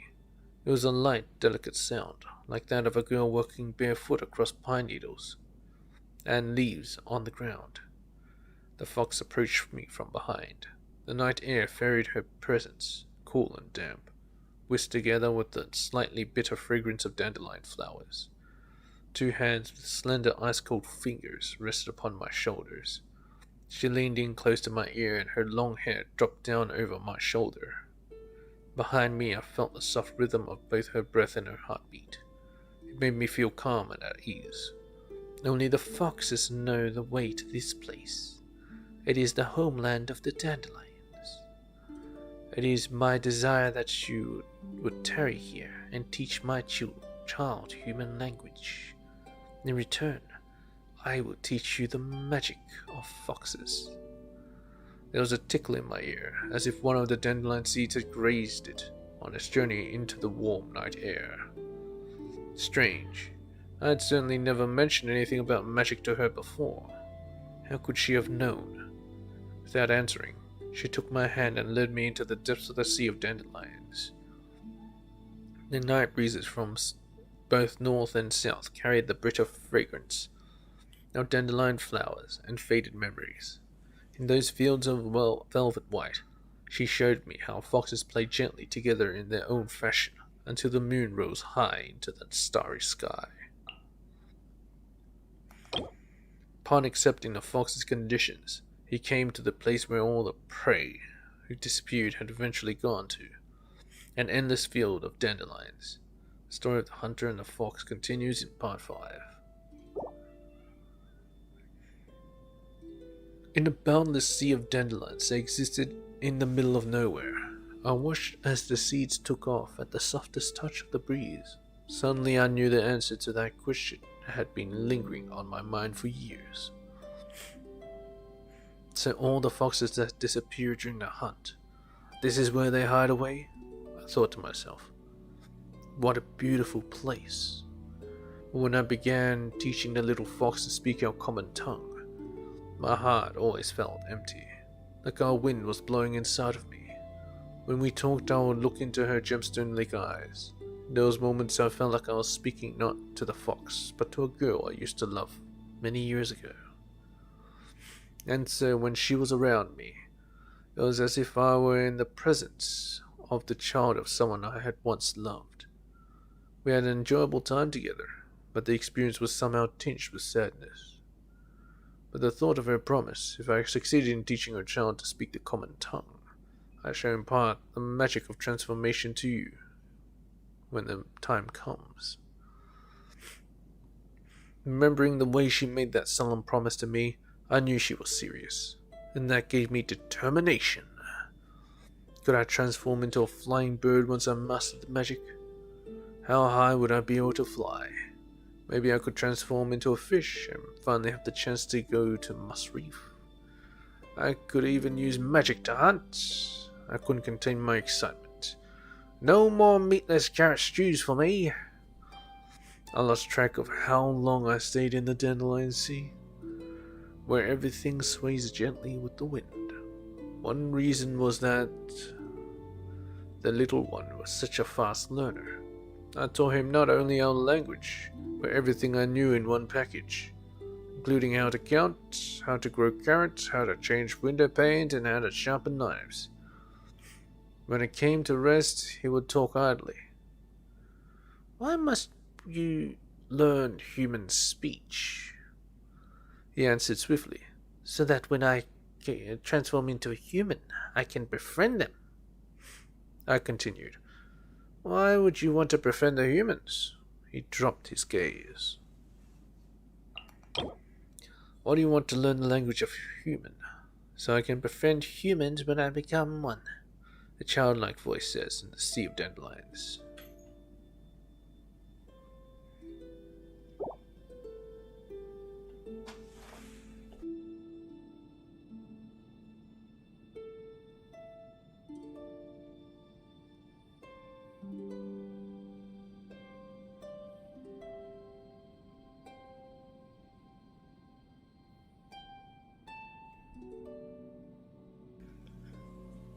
Why must you learn human speech? On one occasion I asked the little fox this question. He answered cheerfully in the common tongue. So that when I transform into a human, I can befriend them. Why would you want to befriend the humans? This seemed to make him sad, and he dropped his gaze. I saw a boy in the distant forest. He was dressed in grey. He looked and had eyes like a wolf. He added. I had just mastered my magic and he was running around excitedly on my hind legs. Running on grass was fun, but sadly due to the difference in height, a fox can't see or smell the same things that a human can. I'm sure you can guess what happened next, teacher. Suddenly, I realized a horrible truth. I was lost. There was a pain in his voice as he relayed the events of that day. In the end, he had wandered into some faraway wood and encountered vicious monsters. Just when he thought he was done for, the grey lupine boy suddenly leapt out of the forest and chased away the monsters. Without a word, he then turned around and vanished into the woods. If I could transform into a human and speak their language, I could track him down and make friends with him. That's probably Razor, right? No, probably not. I don't know. He said gleefully. I couldn't help but ask when I heard his reply. Am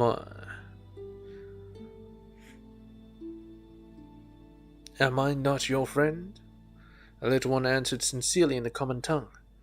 Mommy told me that it's different because you're my teacher, but it'd only hurt you if I tell you that.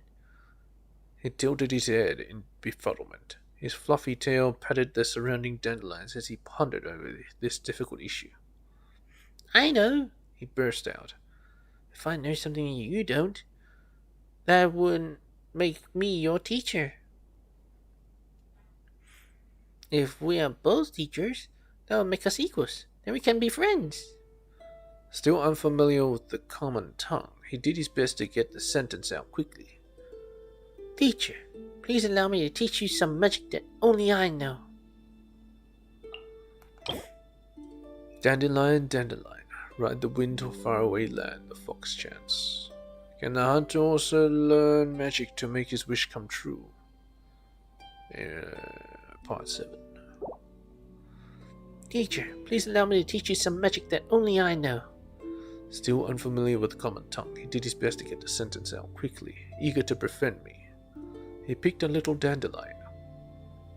Dandelion, dandelion, ride the wind to a faraway land. The little fox chanted. He blew the dandelion flower and sent the seeds flying. He then spoke in a more serious tone.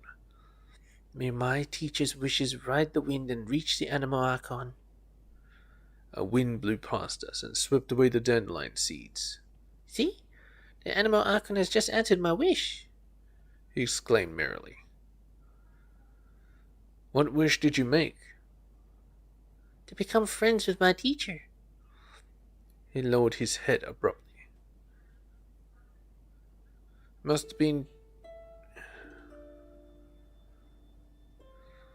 It must have been tiring to teach him to speak your language. Our mouths are structured differently from yours, so I must thank you for your effort. We had not noticed a mother fox approaching. Her eyes are like bottomless lakes, and the little fox quietly hid himself among the dandelions to escape her gaze. When he has mastered human language, I thought to myself. When he has mastered human language, she spoke softly.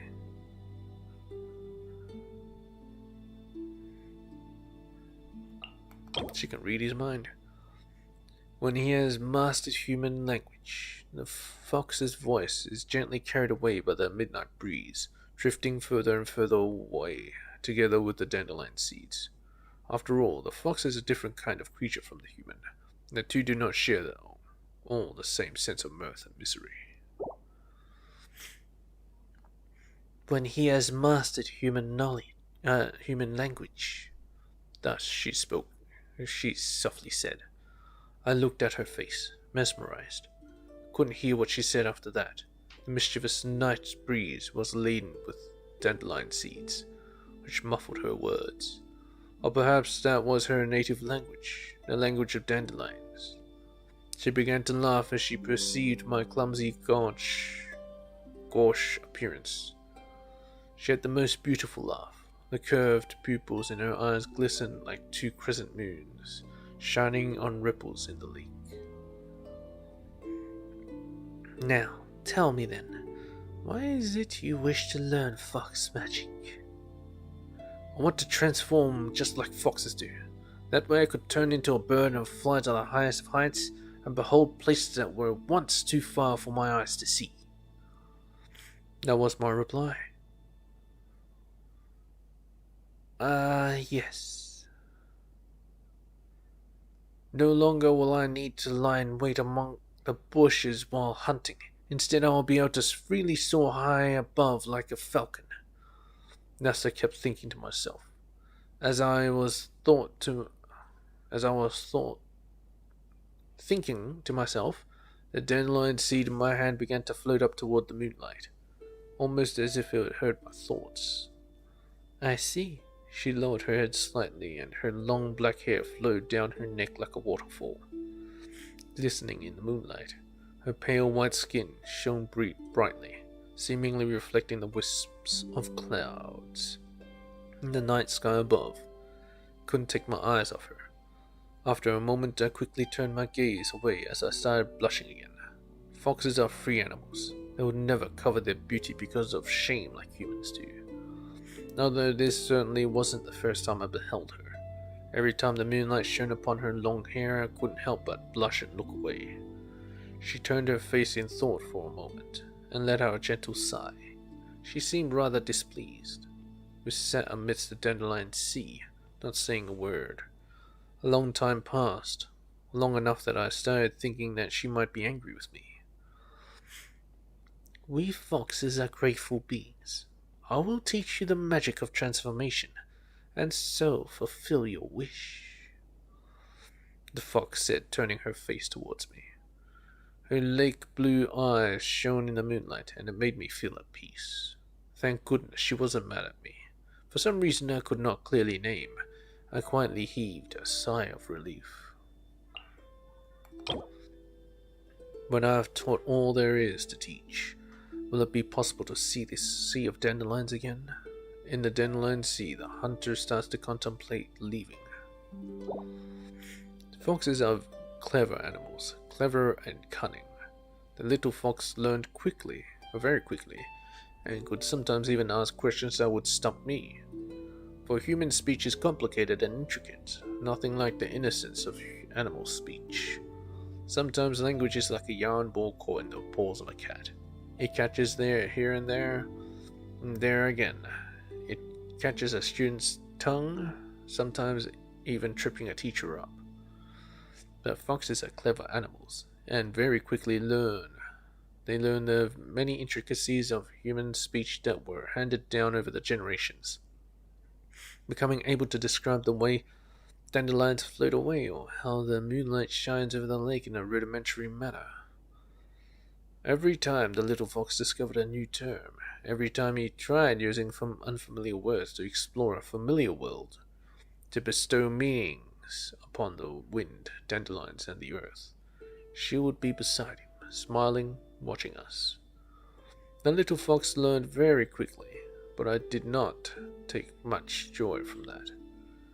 When I had run out of things to teach, would she still keep me here in this dandelion sea? When that time came, would I still be able to behold those beautiful eyes under the moonlight? Would she still lead me into the depths of the dandelion sea, smiling slyly as we frolicked and breathed in the bitter fragrance that came from both the north and south winds? As I thought about such things, I became lost in sullen memory. Yes, that's right. On the night that I could no longer remember clearly, when I was about to part with the girl I loved, this same moon had hung in the sky as well. Thank you for everything up till now. Before I knew it, the fox had walked in front of me. She bowed and her hair spilled over her shoulders, flowing like water into the glimmering moonlight. Once he has learned human speech, he should be able to make more new friends. I am truly thankful to you for all you've done. He has also cheered up significantly since beginning to learn the human language. She gazed at me, her deep, unfathomable eyes shining like jewels. Still, once you have finished teaching us the human language, where will you go then? Enraptured by those shining eyes, I forgot to reply. Was this fox magic too? Seeing my wooden expression, the fox laughed and sighed. Then she turned and began walking in the direction of the moon, leading me further into the center of the moonlit dandelion sea. Seeing this, the little fox swished its tail from side to side and burrowed into the dandelion fields. The somber parting has finally arrived. The fox bids farewell to its mother, teacher, and the dandelion sea. It's time to live up to the promise. The Fox and the Dandelion Sea, Part 10. The little fox kept waving back to us as he walked.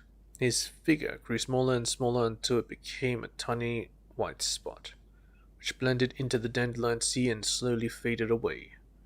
After he had gone, the mother of fox turned and walked over to me. The closer she drew, the greater in stature she became.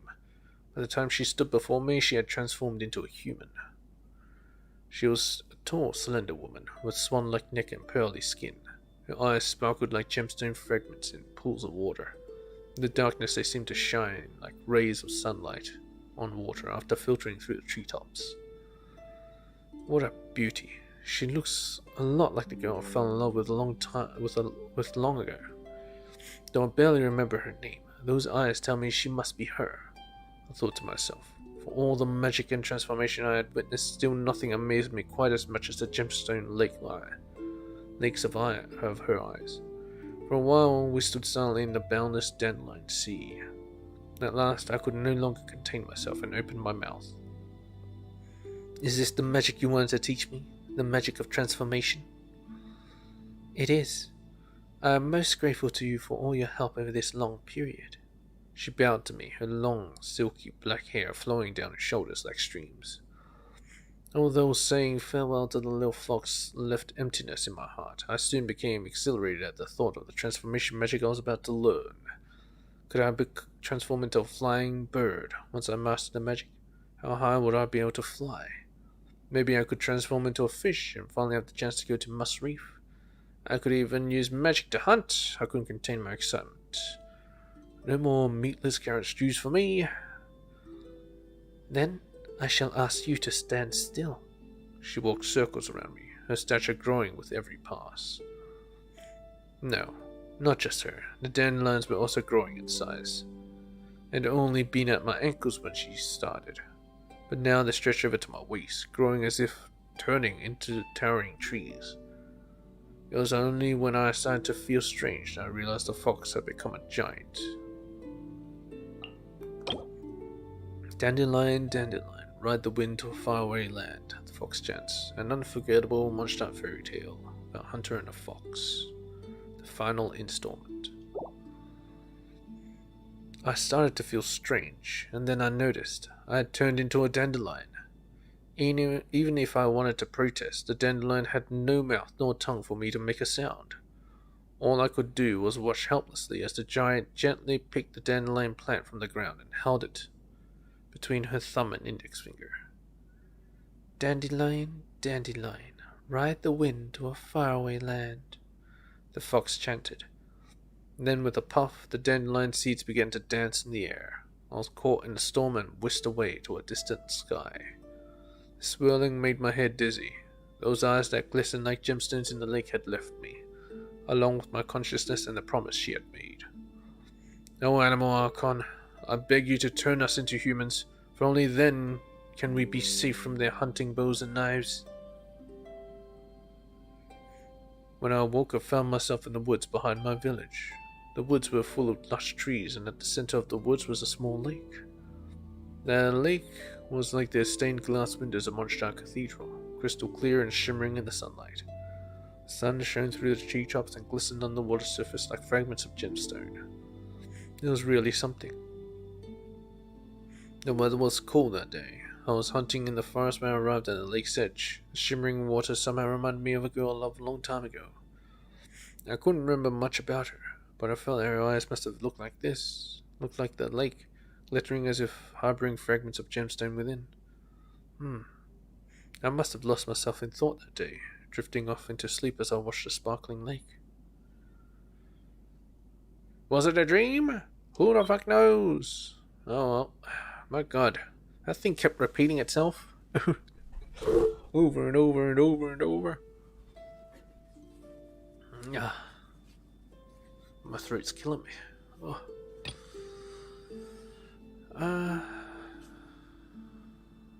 Maybe I'll do this.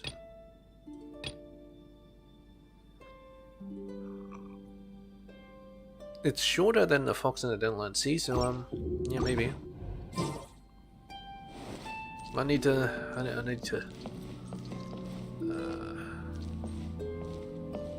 rest a bit.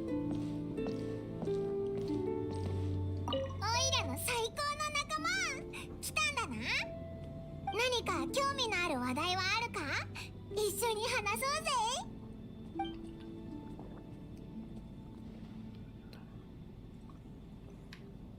Let's talk about knuckleweed. 知ってるか？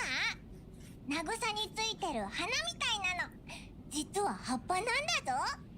目立たない葉っぱも頑張って成長して弱々しい花を守ってるんだな。なんかオイラがお前を守ってるのと一緒だな。 Of course, knuckleweed is edible. そうだったのか。それどういう意味だ？オイラの最高の仲間来たんだな。何か興味のある話題はあるか？一緒に話そうぜ。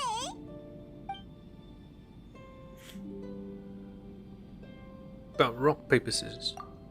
今すぐ美味しいものが食べたい。でも買いに行くのは面倒だ。 You can't be bothered going and get something to eat. Too bad they don't have Uber Eats or something. Have any meal delivery.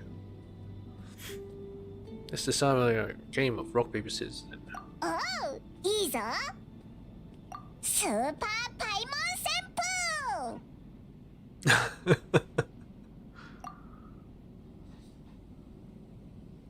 イラの最高の仲間来たんだな。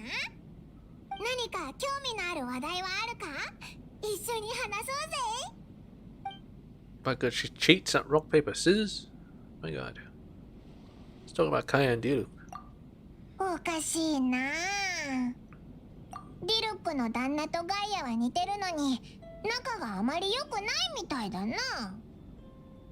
ガイアは正々堂々とインチキな小細工をするだろ。ディルックの旦那は裏で正々堂々と戦うだろ。似てるよな。 Wouldn't that be opposites? オイラの何か興味のある。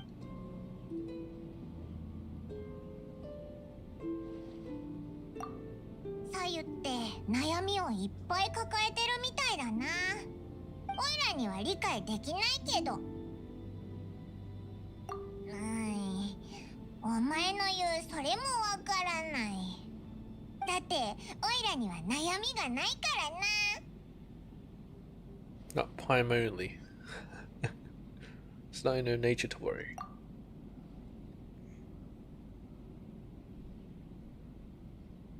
Bad news, we're almost out of Mora, because we have to tighten the purse strings for the next few days. そんなの嫌だぞ。 Not as carefree as he thought. 嘘なんだよな。オイラの最高の何か興味のあるわ。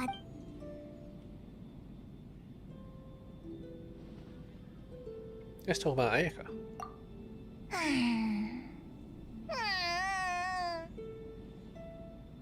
今真剣なことを考えてるからな。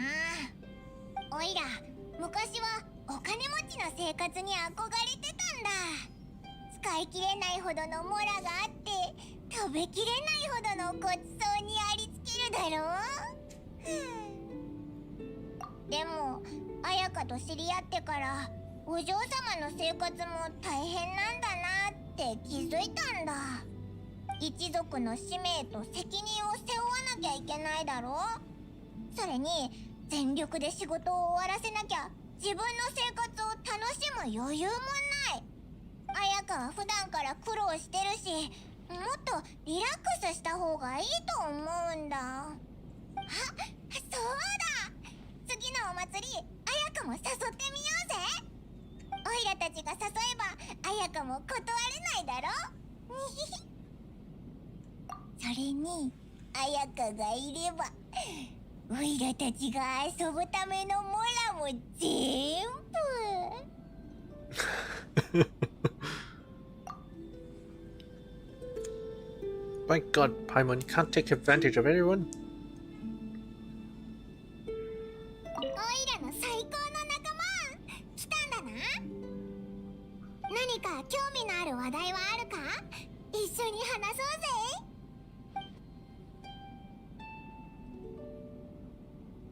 Heart's desire.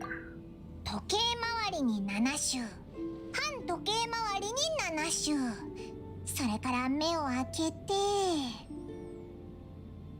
違う、債務基金の中の骨董屋が本当にあるのか検証してるんだ。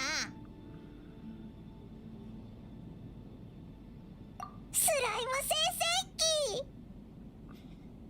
Why does she want to make slimes?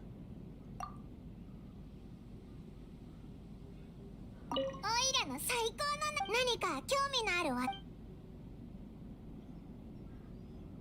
It's all about swords. 気づいてたか？ Nope. 稲妻で刀を腰から下げてる人ってかなり少ないんだ。 Of ほ course. とんどの人が Spears are 長槍を superior. 持ってる。もしかしたら刀って身分の象徴なのかも。オイラも一本持ってみようかな。でも刀ってオイラには大きすぎるし、やっぱり名匠に頼んで専用のを作ってもらうのがいいかも。 Just use a dagger, Paimon. まさか可愛い仲間の頼みよりもモラの方が大事なのか？ I repaired something for you, Paimon. You can use a catalyst too, anyway, if you want. ほんとかほんとか。早く見せてくれよ。おい、それオイラたちが果物を切るのに使うナイフじゃないか。 Well, at least it's the right size.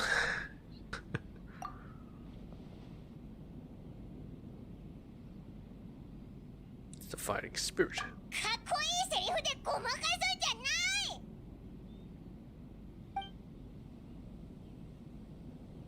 オイラの最高の仲間、何か興味な。 Wonder Maid. 生活の豆知識の時間だ。モンドでどう直しても直せない、もしくは何回洗っても落ちない汚れがあったら Sweep under the 空 rock. に向かって大声でこう叫ぶといいんだ。ノエルそしたら悩み事はすぐ解決するぞ。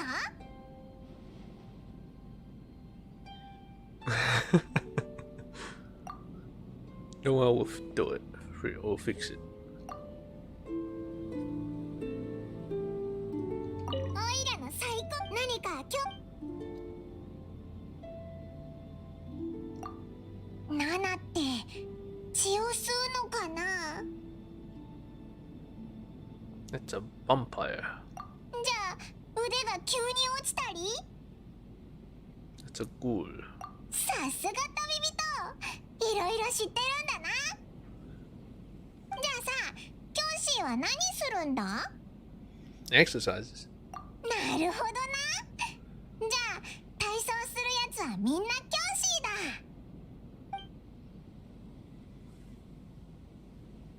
オイラの何か興味のある話題。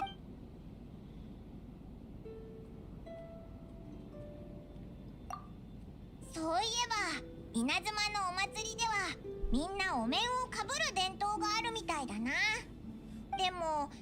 界を全部回ってもオイラに合うお面は見つけられなかった。 Just wear a Hillja mask. もちろんだ。稲妻のお祭りでお面をつけないのはウィンドブルーム祭で花束をもらえないのと同じようなもんだろ。お前ってほんと最高にいいやつだな。 You can wear a slime on your face. やったー、スライムパイモンだ。Paimon likes slimes for some reason. おいらの何か興味。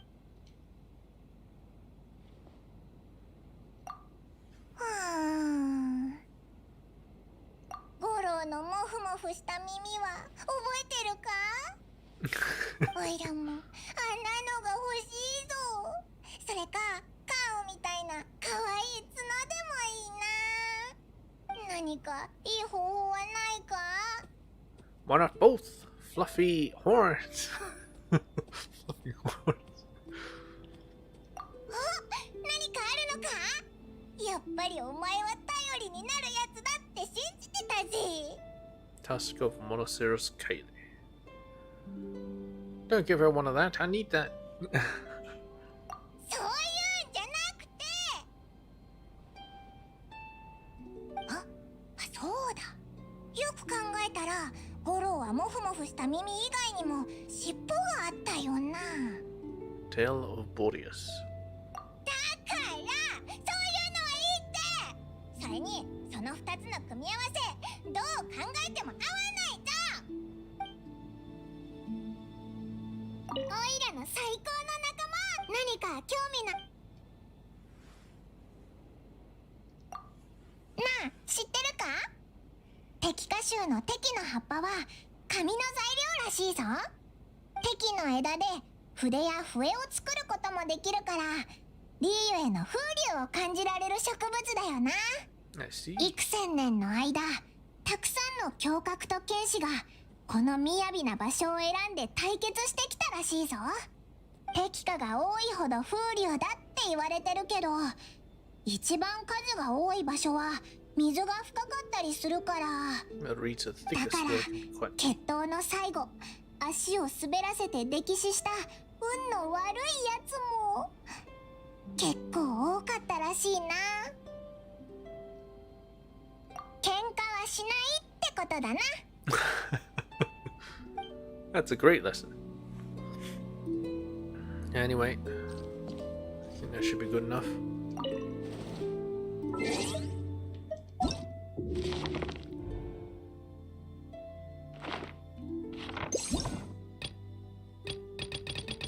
One last book, and it is The Boar Princess. Holy shit! Anyway, volume 1 now. A long, long time ago in the Forest Kingdom, what legends occurred there? The Boar Princess Part 1. Story about friendship, love, and death. Dang. In the midst of ages past, every living being in this world had its own kingdom. Munchta was a forest in that age, a playground of the boars.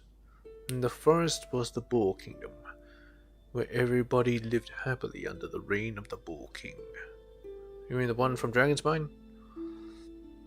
The king had a lovely young daughter, who had the prettiest snout, the whitest tusks, and the smoothest fur in the whole kingdom. The Boar Princess, beautiful and kind, gave the juiciest and sweetest fruits to her subjects every day. From sweet and sour berries to crisp apples, to delicious tree mushrooms, the Boar Princess always shared her delicacies first with her friends. Every boar in the kingdom adored their king and princess, and every day they praised them so. Oink oink, bless our king, as long as he reigns over us, we will never starve. Oink oink, bless the gentle animal Archon for giving our king such a kind and polite princess. There are some words in the margin written in tiny handwriting. Dada, if I don't eat candy every night and I pray every day, will I turn into a wild piggy? I want to be a wild piggy because they are so tasty. Gonna eat yourself? Ding. Ball Princess 2. A lifeless ice field, a land even the gentle animal Archon has never visited. How is it that it still has its lonely inhabitants? Ball Princess Part 2. The story continues on the glacier. North of the Ball Forest was a frozen tundra. The playful Barbados had not reached those lands, so they remained covered by ice and snow. Every creature who ventured there risked freezing their paws and hooves off. It's cold, too cold. It's freezing, my claws are going to shatter. Even the bravest, strongest Ball King could not withstand the frigid tundra.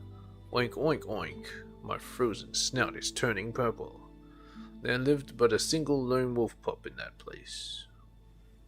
Wolf pup? The childish handwriting at the bottom of the page reads, Dada, why does the little doggy have paws that don't freeze off in the cold? Now and everyone shall you be bereft of hope.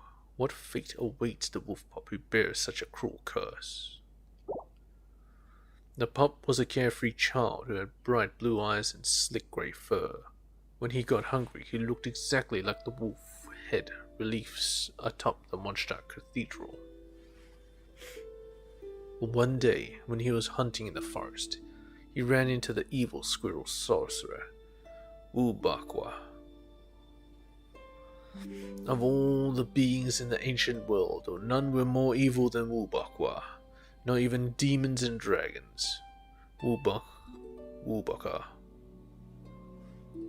Wait. You know Wubakwa?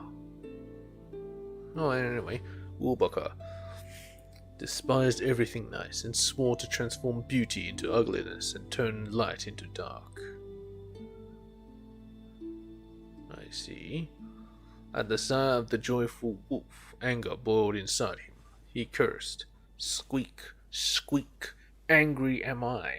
I shall spike his heart with the coldest ice, and he will never again know the meaning of hope. With that said, Wubakwa began to curse the pup with his magic, but the rash pup gobbled him up, just like that, without the slightest warning.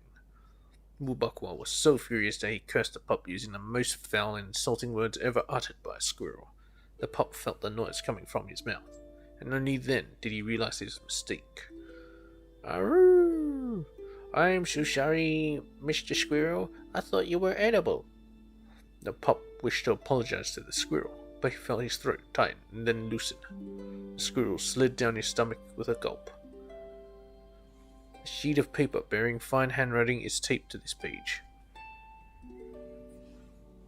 Lily, this is why you should eat cautiously when you're outside. Moral of the story. Now we know who wrote the book. It's a girl named Lily. I'm pretty sure it's the girl from a cathedral.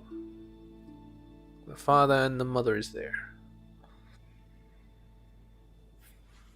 The wolf pup grew up in the cold loneliness. The secret past of the lone wolf is now revealed. No one knew just what chemical reaction occurred in the pup's stomach, but Wubakwa's curse magically came into effect. Because of the curse, the pup's heart was pierced and frozen by an icicle.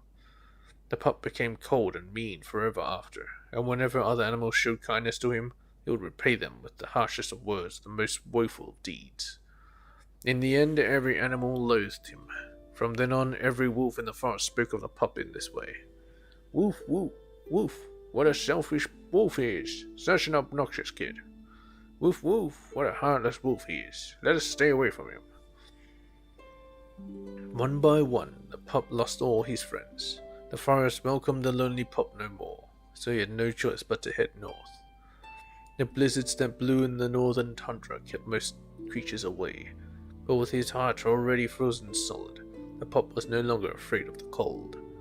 He decided to settle down there, and became the lone wolf that roamed the tundra. A young girl has written in the corner of the page, Dada, but where did Wubakwa go? In the stomach, into the poop. No one deserves this fate.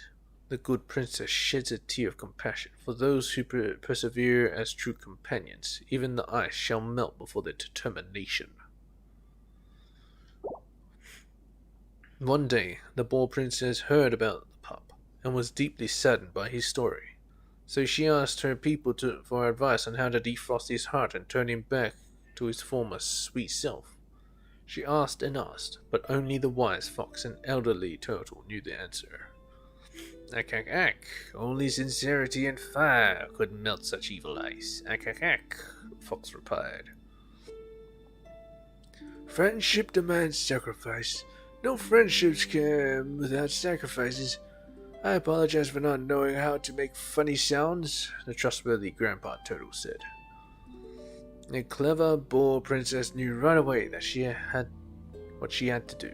She dried her tears and curtsied to the two wise animals.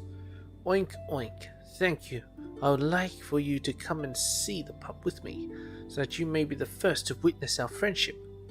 When the fox and the turtle heard the boar princess was willing to invite them on a royal trip, their hearts were filled with joy. They set out with the princess and headed north. A handwritten note, seemingly from the young girl's father, is taped to the page. Turtles can't make noises no matter how hard they try. The reason Grandpa Turtle apologized for this is just because he is very polite. Well, they keep writing on these books. These are library books. The boar princess and her two wise companions brave an icy wasteland and scale a snowy mountain, where they discover a very mysterious inhabitant indeed. See how this high altitude, low temperature adventure unfolds in volume 6 of the Boar Princess. There's some childish handwriting on the title page which reads, Daddy, when you get home you have to read me the one about the snowy mountain too. Oh, this long one.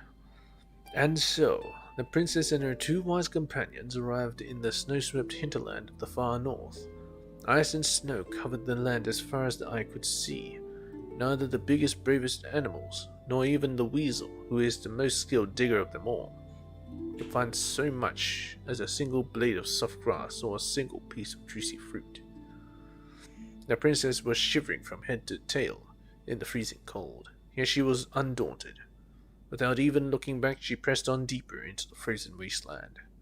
The wise fox and the trustworthy turtle could not bear the piercing wind and the freezing snow. They begged of the princess. Ack, ack, ack. If His Majesty the King knew that you are venturing to such a cold and dangerous place as this, he would be very worried. Let's head back home. Ack, ack, ack, claimed the fox.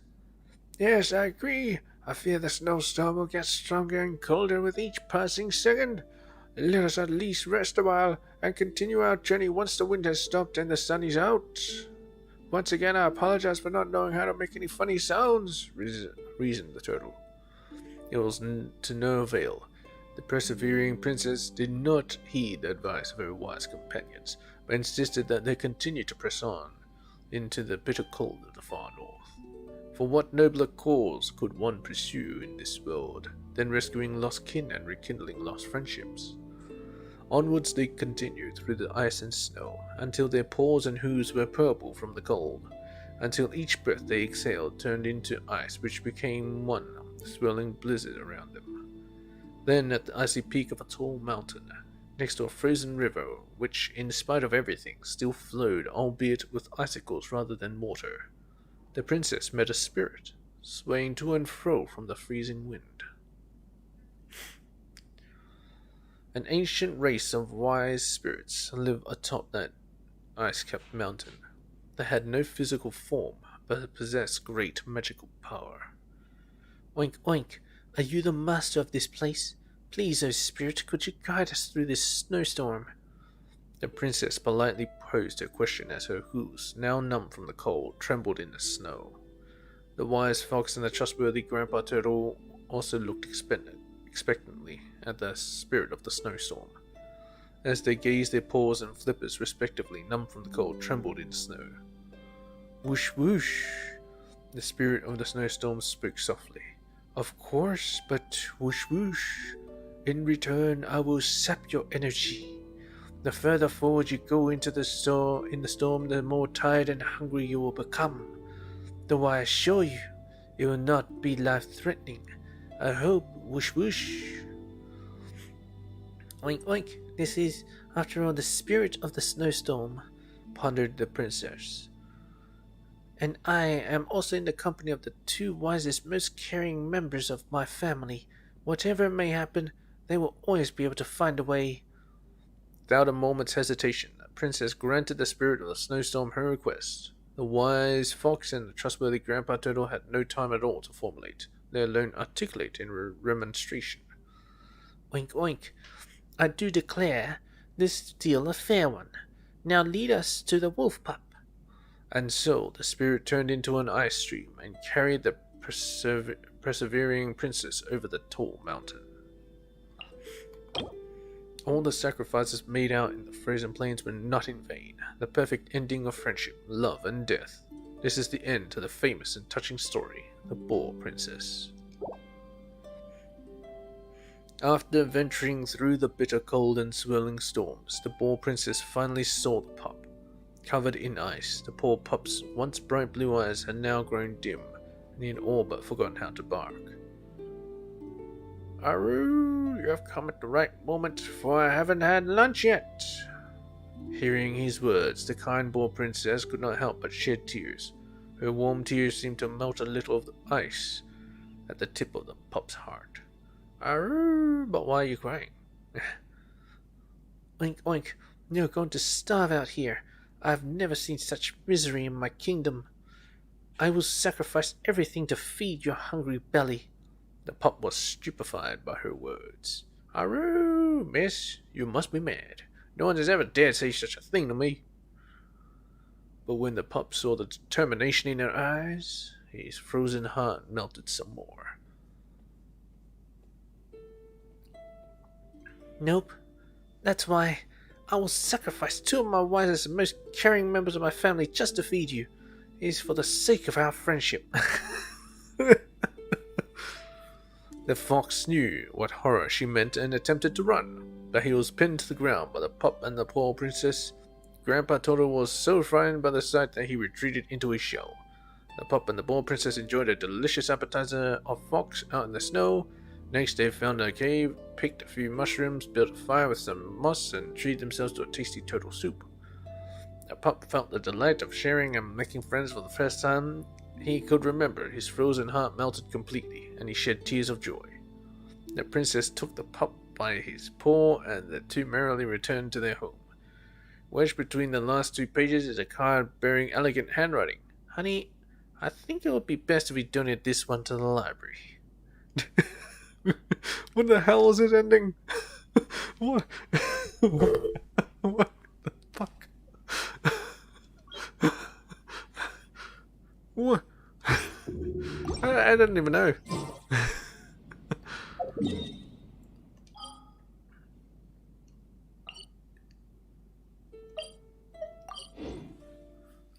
What?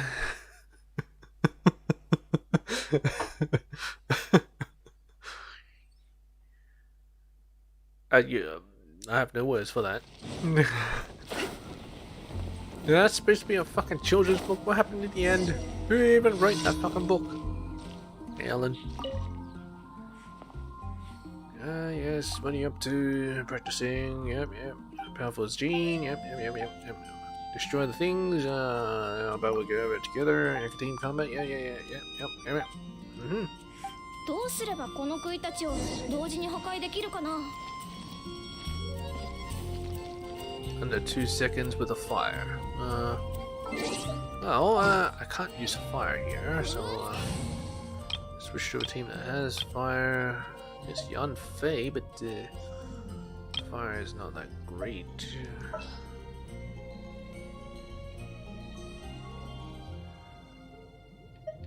I guess the closest one would be Shin.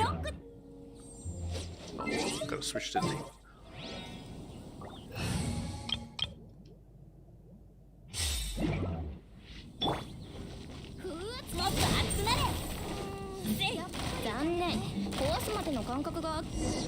どうすればこの杭たちを同時に破壊できるかな。残念、壊すまでの間隔が。どうすればこの杭たちを同時に破壊できるかな。いや、残念、壊すまでの間隔が。どうすればこの杭たちを同時に破壊で。 Okay, it turns out Shinyan is not exactly too suited for that. Amber. No. Who was here? It was Josara. ついてこい。 Maybe it was Yanfei. そうやればよかったんだ。すごい。 I didn't lit the brazier, but there we go. 落ち着いているもの。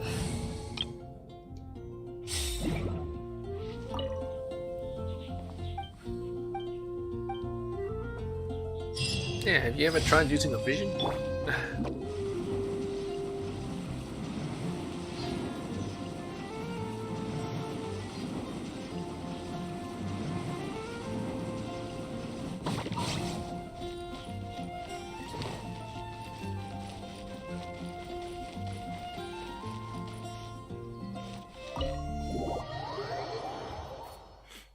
Yeah, I think we can find Lily here. There we go, Lily with Rudolph, and then this is their mother, which is Juliana. 颯のごとく Hello, Lily.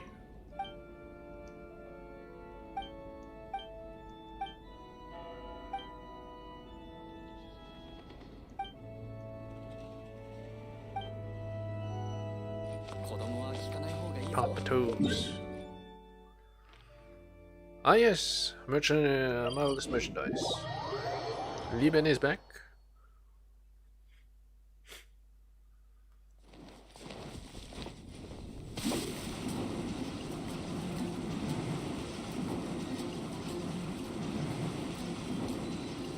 風向きに従え。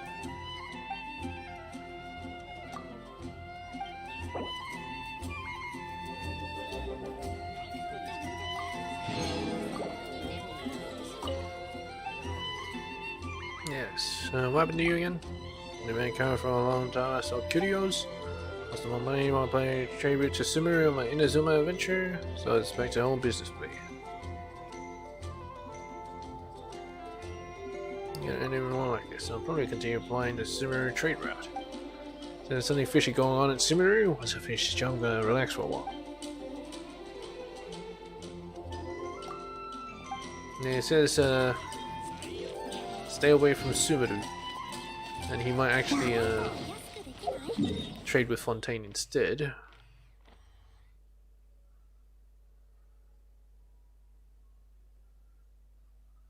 Which is I think around here or something. Fontaine. Sumeru will be right around here. Fontaine will be here. Apparently.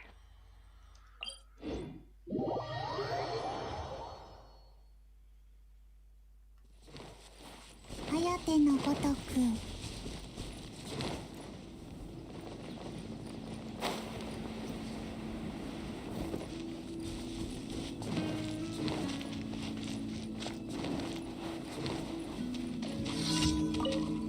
No, it's still not the fucking liar.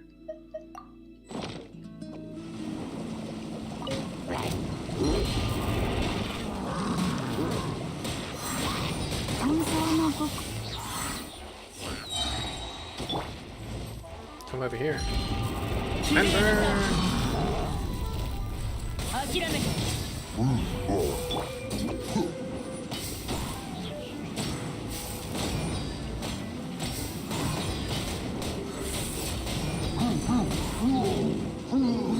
捕まらないぞ。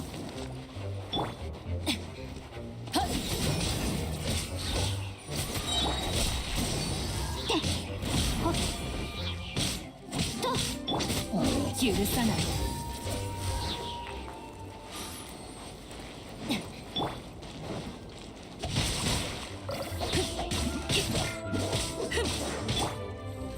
こパ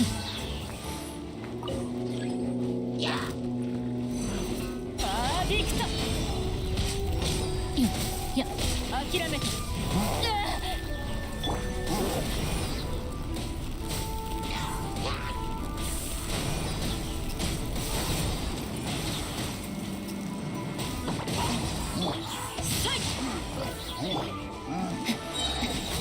許さない。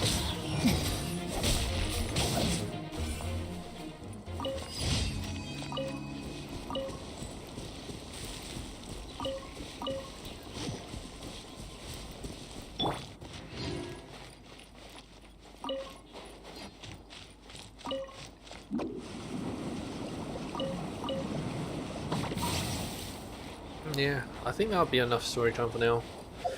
My throat is beginning to feel the effects. So we'll just do these commissions and end it.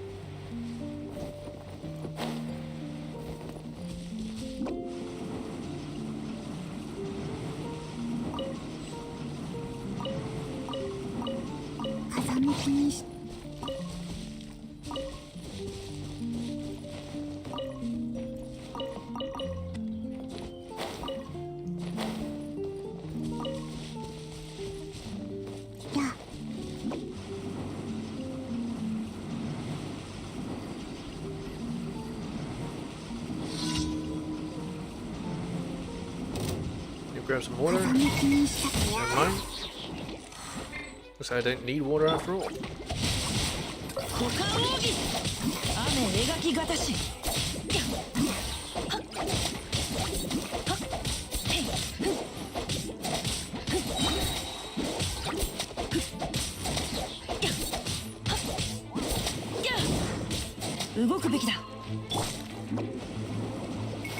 Water.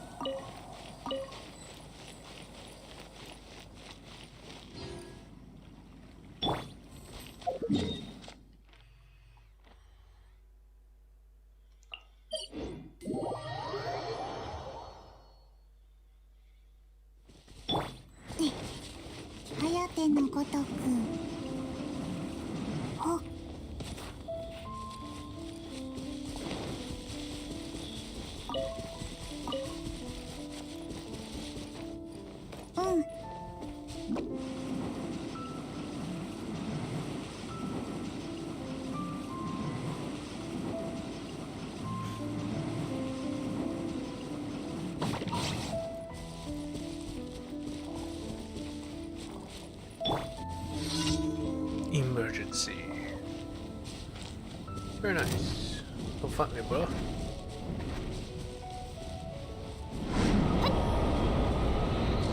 いでよ。歌よ錦となれ。この剣はわかるかい？雨描きがたし。はっ。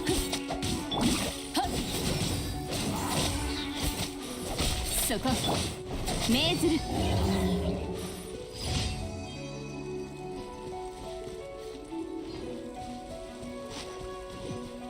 Nah, damn mini jewels. You're really gonna make me do this, aren't you? 諦めて。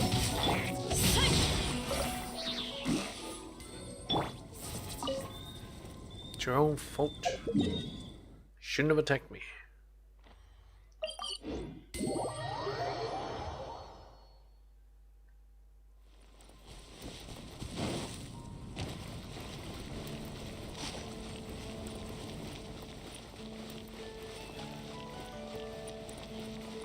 星と新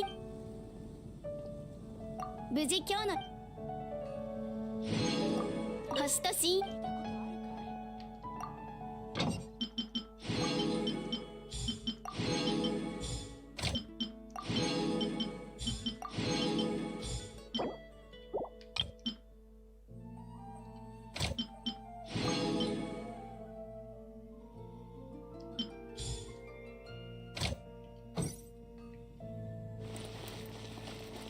I wanted to see if Shinha's true passive.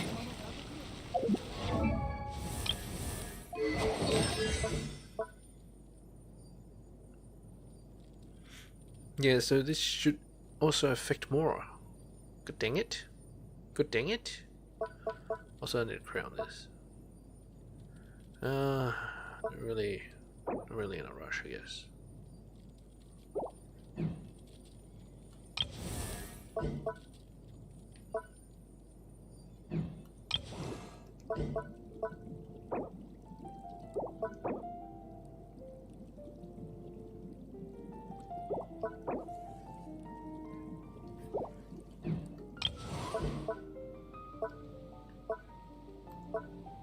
This is less so because I don't actually use it for the damage.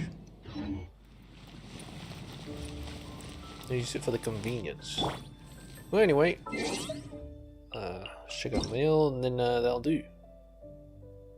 Satisfaction survey, computer rewards. Ah, yes, already done that. Toilet, claim all.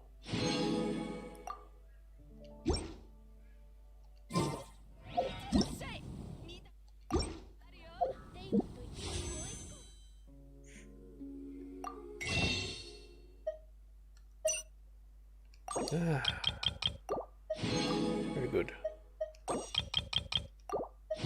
I'm actually running out of Stardust because I haven't wished in a while. But I will. Next thing I will wish.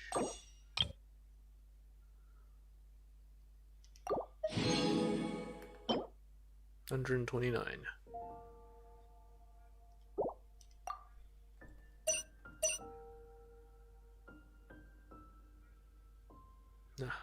Lisa.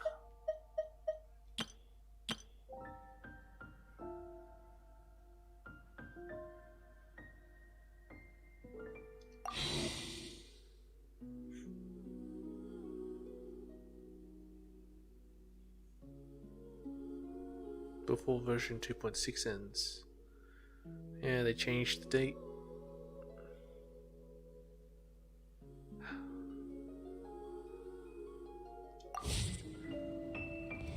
Unfortunately, I'm not going up the Ayaka.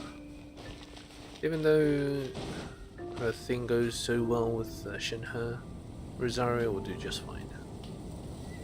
I really do like the current Rosario I have, so I'll just stick with that for now. Anyways, catch you guys in the next one. Peach.